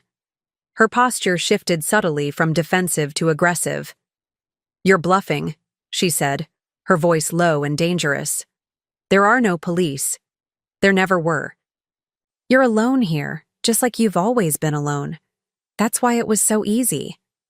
The naked contempt in her voice was startling in its intensity. This was Olivia with the mask completely removed, the true face beneath the years of performance. "What? Was easy?" I asked, though I already knew the answer. "Manipulating you," she said with casual cruelty. "Making you believe I cared. That anyone cared. You were so desperate for love, so pathetically grateful for any crumb of affection. It made you blind. Stupid." Each word struck like a physical blow, but I kept my expression neutral. This was what I needed. The unvarnished truth, recorded for evidence. "So it was all an act?" I asked, keeping her talking. "From the beginning?" She laughed, a cold sound devoid of humor. "Not at the beginning. At first you were just convenient, a place to live when Rebecca dumped me. But then I realized how useful you could be. How your desperation to be loved made you an endless resource to be tapped. And Harold? Did you manipulate him too?" Something flickered across her face at the mention of my husband, a brief, complex emotion I couldn't quite identify. "Harold was different," she admitted after a moment. "He saw through me sometimes. It's why I had to work harder with him, be more careful." I nodded, pieces falling into place. Harold's occasional concerns about Olivia's behavior, his gentle suggestions that she might need more structured guidance, observations I had dismissed as overly strict. "When did you decide to kill me?" I asked directly. The bluntness of the question seemed to please her, as if she appreciated finally dropping all pretense. "After Marcus and I found the cottage," she said, gesturing vaguely toward the window, toward the lake beyond. "We wanted to renovate, make it really spectacular, the kind of place that makes a statement. But contractors are expensive, and quality materials even more so." She shrugged, as if discussing nothing more significant than a shopping list. "We needed money. A lot of it. Your money. So you took out the life insurance policy." She nodded. "It wasn't hard. Your signature is simple to forge, and the agent barely glanced at the paperwork. Old people die all the time. No one questions it. Too closely. And the antifreeze? That was elegant, don't you think?" A note of pride entered her voice. Gradual, nearly impossible to detect unless someone is specifically looking for it. Creates symptoms that mimic natural deterioration in the elderly. I've been researching it for nearly a year. The casual way she discussed her methodical attempts to murder me was chilling. This wasn't a crime of passion or desperation. It was calculated, researched, planned with the same attention to detail one might bring to a business venture or home renovation. "You could have just waited," I pointed out. "I'm 74. You would have inherited eventually." Olivia rolled, her eyes, impatient with what she clearly considered a naive suggestion. "Eventually isn't good enough. Marcus and I have plans, a lifestyle to maintain. The cottage renovations couldn't wait. The wedding venue needed deposits. Why should we put our lives on hold for years when there was a simpler solution?" "Killing me. Accelerating the inevitable," she corrected, as if the euphemism somehow mitigated the horror of what she had planned. "You've lived your life, Grandma. Had your time. It's our turn now." The complete absence of remorse, of basic human empathy, was stunning. I had prepared myself for Olivia's betrayal, for her greed, even for her capacity for violence.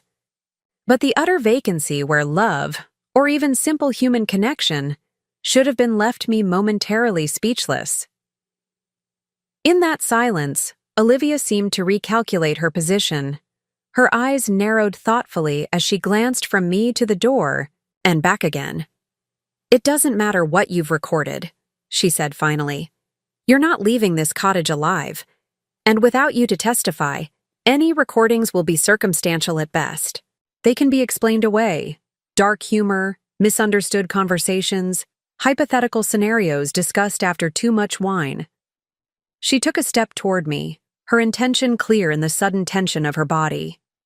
"No one will question an elderly woman having an accident in a lakeside cottage, especially one with documented cognitive issues and a history of unsteadiness."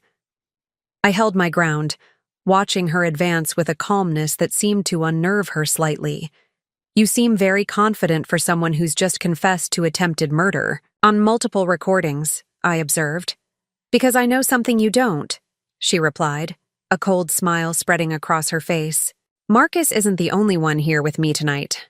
My friend, the one who helped with the medications, he's downstairs right now. And unlike Marcus, he has no qualms about getting his hands dirty." As if on cue, I heard heavy footsteps on the stairs, deliberate, unhurried, the tread of someone who felt no need to conceal their presence. Olivia's smile widened, triumphant. "You shouldn't have tried to outsmart me, Grandma. You're simply not equipped for it." I maintained eye contact with her, my expression unchanged even as my hand moved to my pocket, to the emergency signal device. "That's where you're wrong, Olivia," I said quietly. "I've been outsmarting you from the beginning." I pressed the button 3 times in rapid succession, and the world erupted into motion. The cottage exploded into activity. Floodlights suddenly illuminated the windows from outside, bathing the room in harsh white light. The front door crashed, opened downstairs, followed by the unmistakable sound of multiple footsteps and authoritative voices shouting, "Police! Don't move!"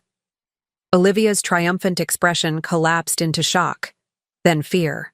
"What?" "As I said," I told her calmly, "the police have been monitoring us. Detective Morgan and her team have heard every word of your confession." A cry of surprise echoed from downstairs, followed by the clatter of something or someone falling. Male voices raised in protest, commands being issued by the officers. Olivia's eyes darted around the room like a trapped animal's, searching for escape. Finding none, she turned back to me, her features contorting with fury. "You planned this," she hissed, taking a step toward me. "You set me up." I revealed the truth. I corrected her. "You did the rest yourself." For a moment, I thought she might lunge at me despite the chaos unfolding below us. Her hands had curled into claws, her body coiled with potential violence. I tightened my grip on the emergency signal, ready to press it again if necessary. But before Olivia could act, heavy footsteps pounded up the stairs. Detective Morgan appeared in the doorway, weapon drawn, flanked by 2 uniformed officers. "Elaine Garcia?" she called, her eyes quickly assessing the situation. "I'm fine," I assured her, relief washing through me at the sight of her professional, composed presence. My granddaughter was just explaining her murder plans in considerable detail. Olivia's fury transformed instantly into wounded innocence. "That's absurd," she protested, her voice trembling with manufactured emotion.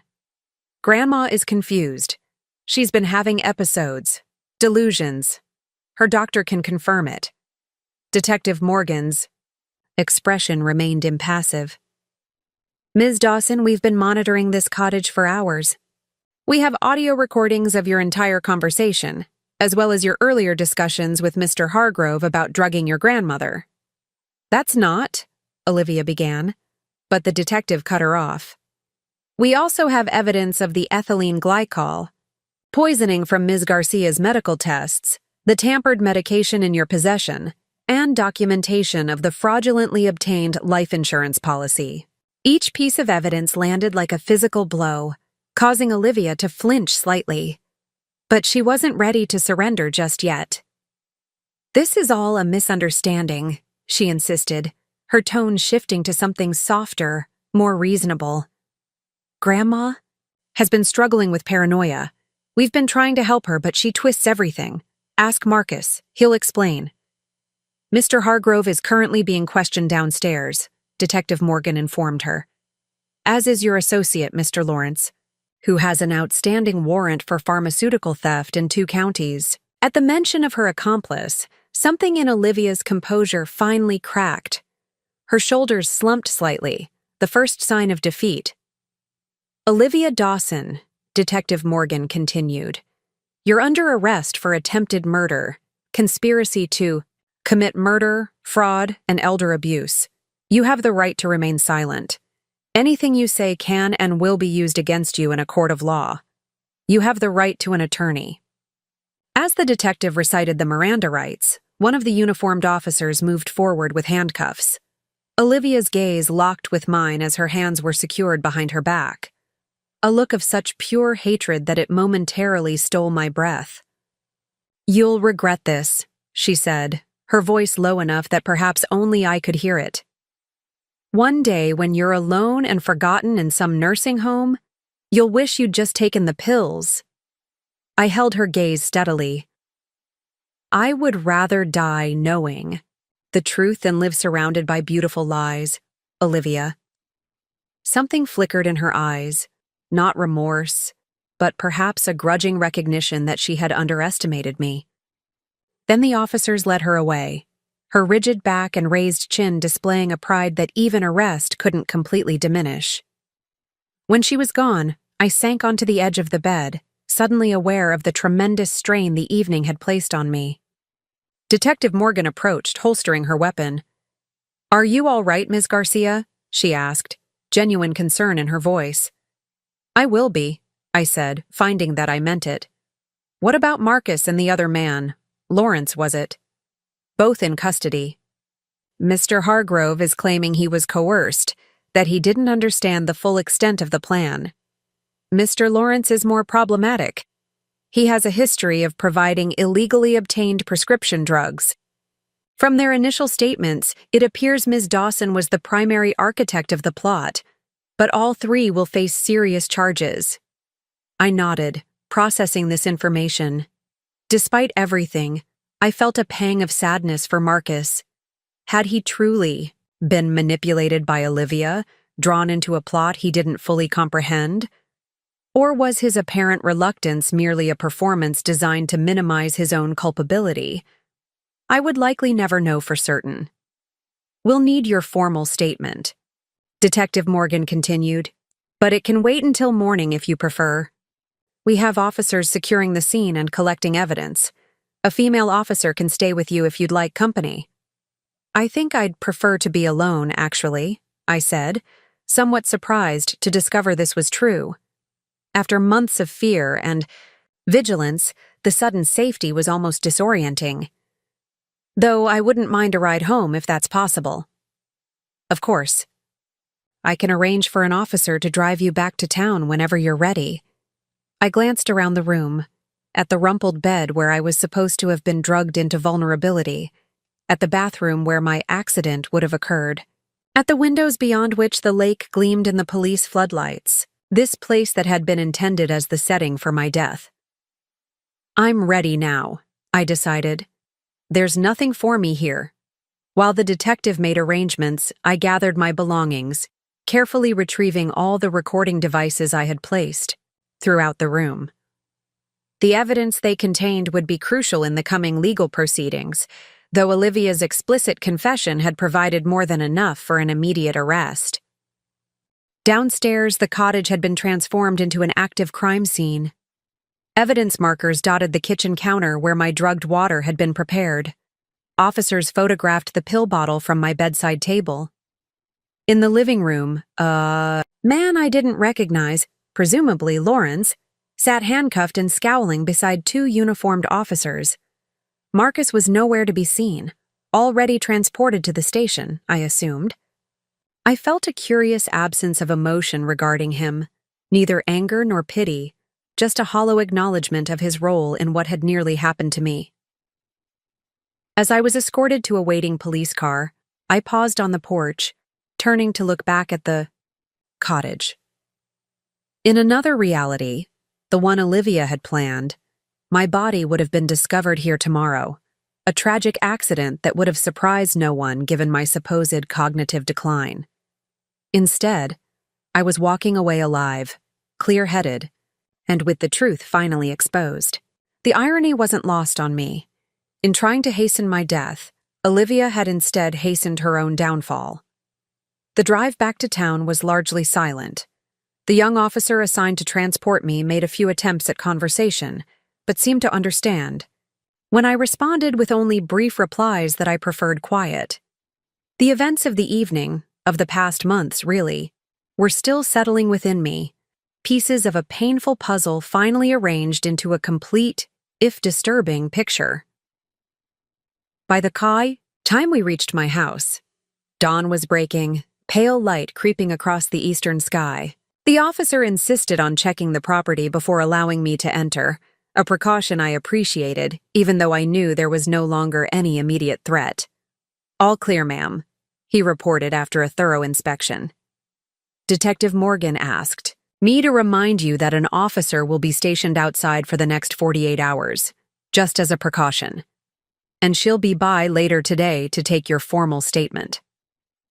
I thanked him, then watched from the porch as he returned to his patrol car, parking it at the curb with a clear view of my front door. The neighborhood was just beginning to stir.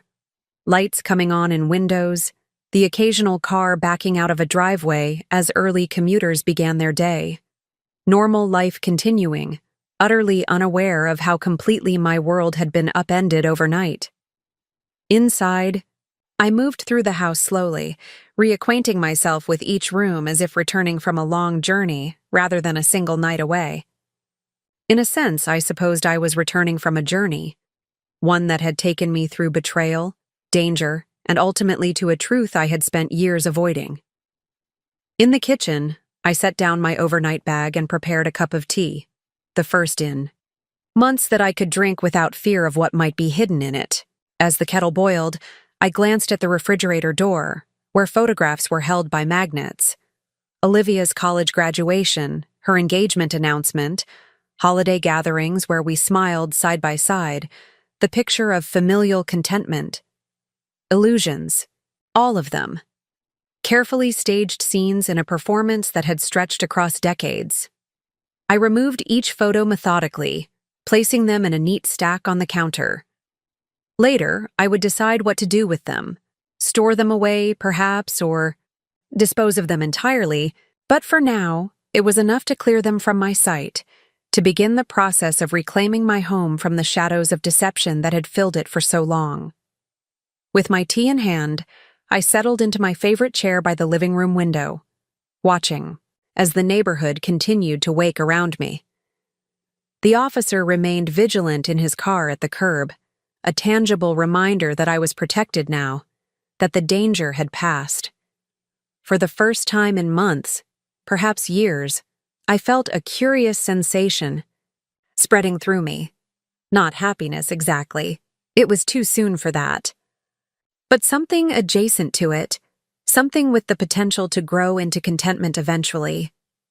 It took me a moment to identify the feeling correctly. Freedom.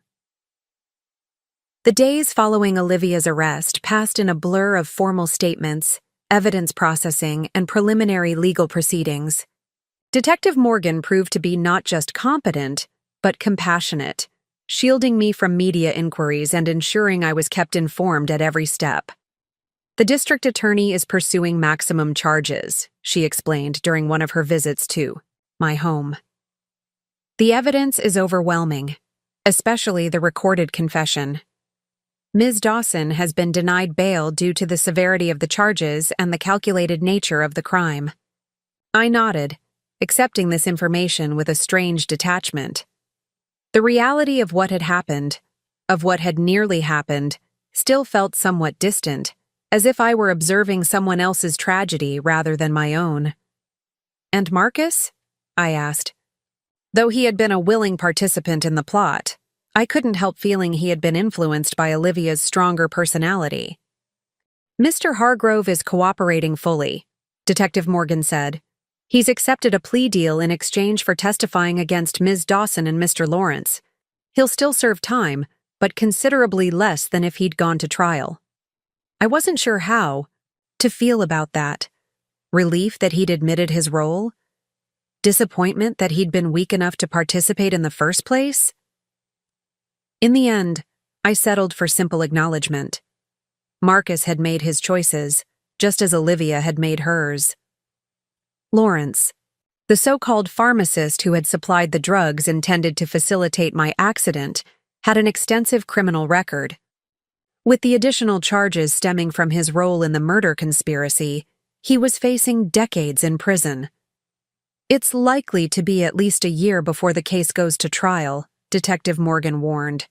These proceedings can move slowly, especially with complex evidence and multiple defendants. A year. The thought of living with this hanging over me for so long was daunting, but I reminded myself that at least I would be living, something Olivia had intended to prevent. The most immediate practical concern was financial. My accounts had been temporarily frozen as investigators traced Olivia's various attempts to access or control my assets. Barbara helped me set up emergency funds and navigate the legal complexities. "This will get sorted out," she assured me over coffee in my kitchen. "But in the meantime, you need to think about what comes next. What do you want your life to look like now, Elaine?" I hadn't allowed myself to consider that question yet. For so long, my life had revolved around Olivia, supporting her, making excuses for her, centering my existence on her needs and wants.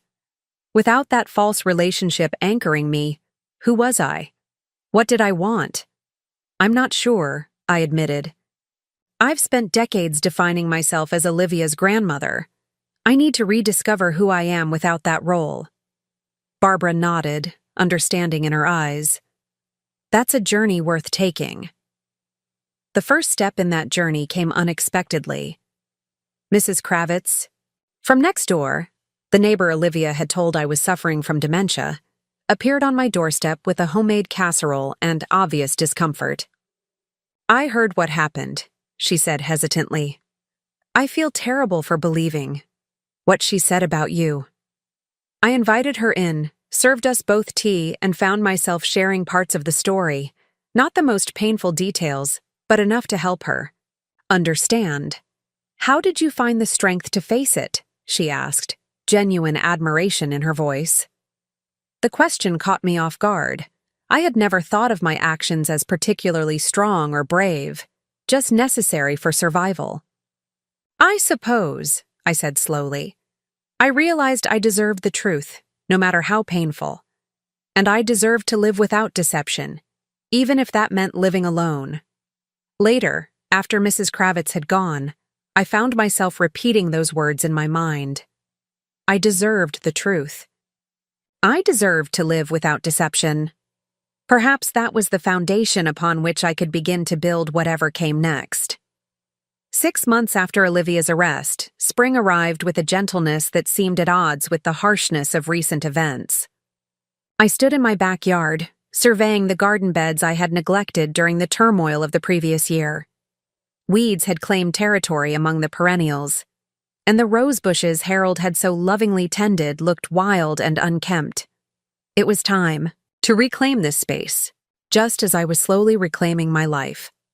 I began with small steps, pulling weeds, pruning dead branches, clearing away the debris of winter. The physical labor was therapeutic, grounding me in the present moment rather than the painful past or uncertain future. Each day I worked a little longer, accomplished a little more, until gradually the garden began to resemble its former self. But I didn't stop there. I visited the local nursery and selected new plants, varieties I had always admired but never grown, colors that appealed to my personal taste rather than Olivia's preferences. I installed a small fountain whose gentle bubbling filled the air with soothing sound. I added a comfortable bench positioned to catch the morning sun, a place where I could sit with my tea and begin each day in peaceful contemplation. The garden became a metaphor for my larger life. Things I had postponed or abandoned for Olivia's sake were carefully, tentatively reintroduced. I rejoined the book club I had left when Olivia's weekend visits had taken precedence. I reconnected with former colleagues from the law firm, discovering that many were eager to renew our friendship. Most significantly, I enrolled in a watercolor painting class at the community center, something I had expressed interest in decades ago, only to have Olivia dismiss it as a waste of time when you could be helping with my college applications. My first attempts were awkward, hesitant, the results barely recognizable as the landscapes they were intended to represent. But the instructor was patient, and there was something profoundly liberating about creating purely for my own satisfaction, with no one to please but myself. "You're getting better," Barbara observed one afternoon, examining a small painting of my garden fountain that I had recently completed. "There's more confidence in the brushstrokes." "I'm enjoying the process," I admitted. "It's not about the result." Barbara smiled, understanding the deeper meaning behind my words. My entire life had been focused on results, raising Olivia successfully, creating the perfect family environment, presenting an image of multi-generational harmony to the world. Now I was learning to value the journey itself, however imperfect. Legal proceedings continued in the background of my newly emerging life. Olivia maintained her not guilty plea despite the overwhelming evidence, necessitating a full trial.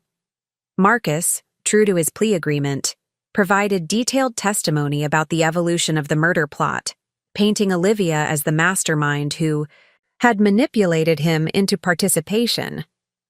I attended the pre-trial hearings as required, giving my testimony with a calm steadiness that seemed to unnerve Olivia more than any display of emotion would have. She sat at the defense table, expensively dressed despite her incarceration, watching me with cold, assessing eyes, still calculating, still planning, even now. Our gazes met only once during my testimony. I didn't see remorse or shame in her expression, only a sort of frustrated fury that her carefully constructed plans had unraveled. I looked away first, not out of intimidation, but because I recognized that there was nothing there for me. No answers, no closure, certainly no love. As summer arrived, bringing longer days and warmer temperatures, I made a decision that surprised. Even me. I listed my house for sale. "Are you sure?" Barbara asked when I told her. "You've lived there for so long. That's part of the problem," I explained. "Every room holds memories I'd rather leave behind, and it's larger than I need now." There was another reason, one I didn't articulate fully, even to Barbara. The house represented the life I had built. Around Olivia, the decisions made with her at the center. Selling it was a tangible way of acknowledging that life was over, and that a new one was beginning. The property sold quickly, to a young family with 2 small children who fell in love with the garden I had so carefully restored. I found satisfaction in knowing that the space would be filled with genuine family connections, with the noise and activity of children growing up loved and secure. I purchased a small, sun-filled condominium in a community designed for active seniors. It offered security, companionship if I wanted it, and independence when I preferred solitude. Most importantly, it had no history, no shadows of betrayal lingering in its corners. Moving was both practical challenge and emotional catharsis. Each item I packed required a decision: keep, donate, discard. Some choices were easy: Harold's books, his collection of jazz records, the photographs of our early years together before Olivia entered our lives. Others were more difficult: Olivia's childhood artwork, her school awards, tangible reminders of the person I had believed she was or could become. In the end, I kept very little from those years. Not out of bitterness or denial, but because I recognized that clinging to physical reminders of a relationship that had never truly existed would only hinder my healing. The day I moved into my new home coincided with notification from the district attorney that a trial date had finally been set. Olivia would face a jury 3 months hence, with every expectation that the evidence would result in conviction on all charges. I received this news with surprising equanimity. The outcome of the trial, while important for justice, no longer defined my daily existence. I had moved, literally and figuratively, to a place where Olivia's actions could not determine my happiness or security. That evening, I stood on the small balcony of my new home, watching the sunset paint the sky in shades of amber and rose. Inside, boxes remained to be unpacked, furniture to be arranged, walls to be decorated with my own modest watercolors rather than the carefully curated family photographs that had once defined my surroundings. There was work to be done, a space, to be transformed into a true reflection of myself rather than a shrine to family connections that had proven hollow. But I faced that work with something I hadn't expected to find again: anticipation. Even, perhaps, a quiet joy. For the first time in decades, my future was entirely my own to shape. The trial ended as everyone expected, with Olivia's conviction on all counts. The evidence was simply too overwhelming, the recorded confession too explicit to be explained away. The judge, citing the calculated nature of the crime and Olivia's complete lack of remorse, imposed the maximum sentence, 30 years without possibility of parole. I attended the sentencing hearing not out of a desire for vengeance, but from a sense that my presence was necessary to fully close this chapter of my life. As Olivia was led away in handcuffs, she turned briefly in my direction. I expected hatred, perhaps a final threat or accusation. Instead, her expression was blank, almost indifferent, as if I were a stranger whose existence held no significance for her. Perhaps in her mind that was true. Perhaps I had never been more than a means to an end, a resource to be exploited and discarded. The realization no longer wounded me as it once would have. I had stopped defining my worth through Olivia's eyes. After the trial, there were journalists who wanted interviews, producers who suggested documentaries or true crime adaptations. I declined them all. My story was not entertainment, and my healing was not a public spectacle.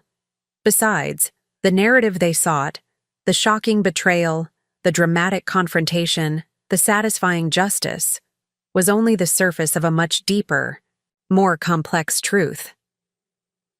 The truth was that Olivia's betrayal had forced me to confront uncomfortable realities about myself as well as her. In my desperate need to be needed, to be loved, I had ignored warning signs that would have been obvious to a more clear-eyed observer. I had enabled behaviors that should have been addressed, excused actions that deserved consequences, created an environment where manipulation was rewarded rather than confronted. This wasn't self-blame.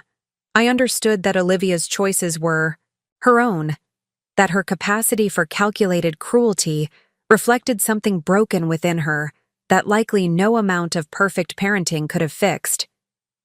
But acknowledging my own blind spots was essential to ensuring I wouldn't repeat those patterns in whatever relationships the future might hold.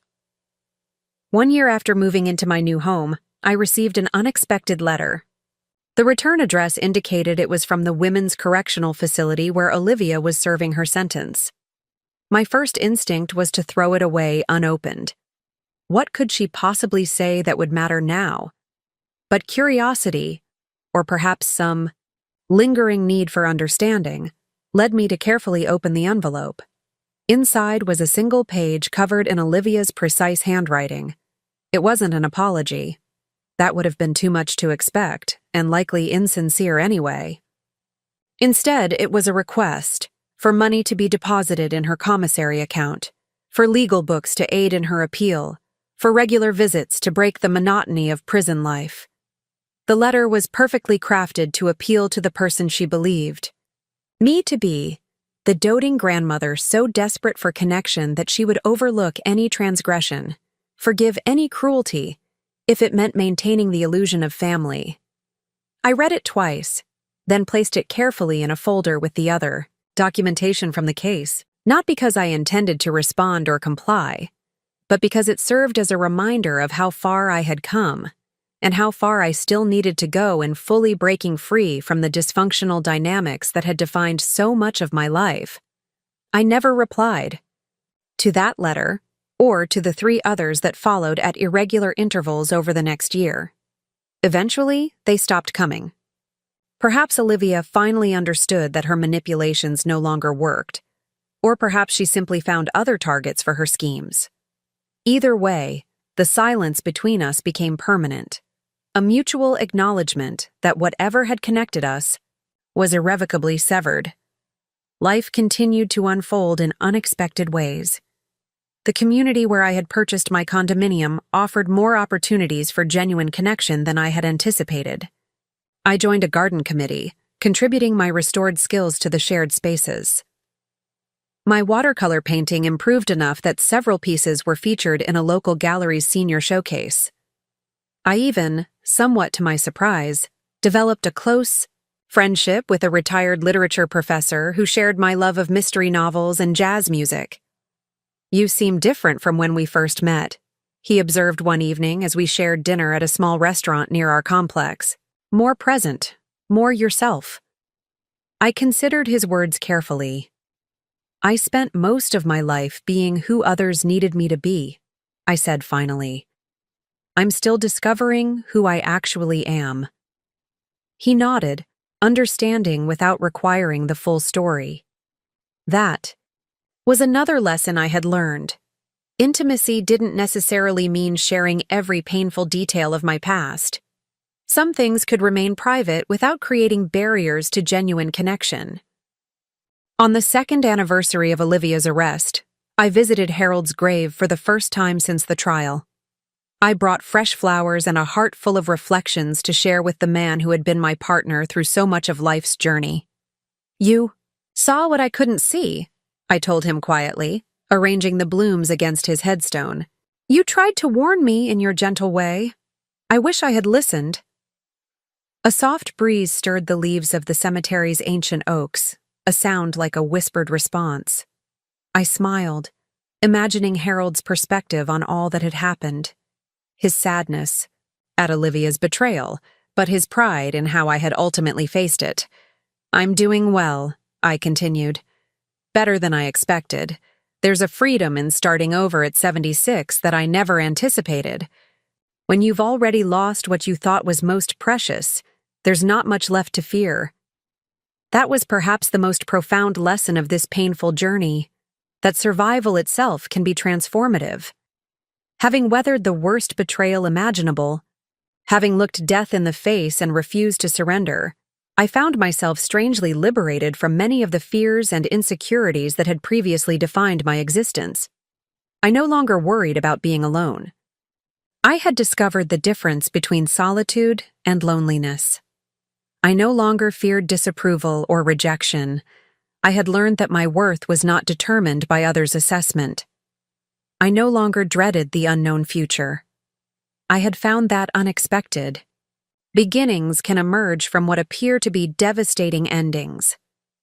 As I left the cemetery that day, I felt Harold's presence beside me, not as a ghost or supernatural visitation, but as the accumulated wisdom of our years together, the love that had been genuine in a landscape of deception. "The truth really does set you free," I murmured to myself, a confirmation rather than a revelation. Walking slowly back to my car, I passed a young family visiting a nearby grave, a grandmother about my age, a woman who appeared to be her daughter, and a little girl of perhaps 7 or 8. The child was carefully placing stones on the grave marker, her expression solemn but not frightened. The women stood close together, their postures suggesting mutual support. Shared grief transformed into connection rather than division. I watched them for a moment, thinking about the intricate, fragile web of family relationships, how they can sustain us or destroy us, depending not just on circumstance, but on the fundamental character of those involved. There was no guarantee that these 3 generations of women would maintain their evident closeness and support. But there was possibility, potential, hope, for them, and for all of us navigating the complex territory of human connection. Back home, I settled on my balcony with a cup of tea, watching the sunset paint the western sky with familiar golden light. My life was quieter now, simpler in many ways, but it was authentically mine, shaped by my choices, reflecting my values, free from the poisonous influence of false love and hidden agendas. The teacup in my hands was one I had purchased recently, part of a small, elegant set that appealed to my personal taste. It contained nothing but the fragrant Earl Grey I had selected for myself. I drank deeply, savoring both the flavor and the knowledge that what appeared to be offered in love actually was. Sometimes the greatest gift we can give ourselves is the courage to see the truth, however painful. And sometimes the most profound act of self-love is walking away from those who cannot or will not love us as we deserve to be loved. My granddaughter had handed me water with poison. But in doing so, she had unwittingly offered something else as well. The opportunity to finally break free from illusion, to rebuild a life based on truth rather than wishful thinking. For that unexpected gift of clarity, I had found a measure of gratitude. The final, surprising chapter in a story I never expected to live, much less survive. Up next, you've got 2 more standout stories right on your screen. If this one hit the mark, you won't want to pass these up. Just click and check them out. And don't forget to subscribe and turn on the notification bell so you don't miss any upload from us.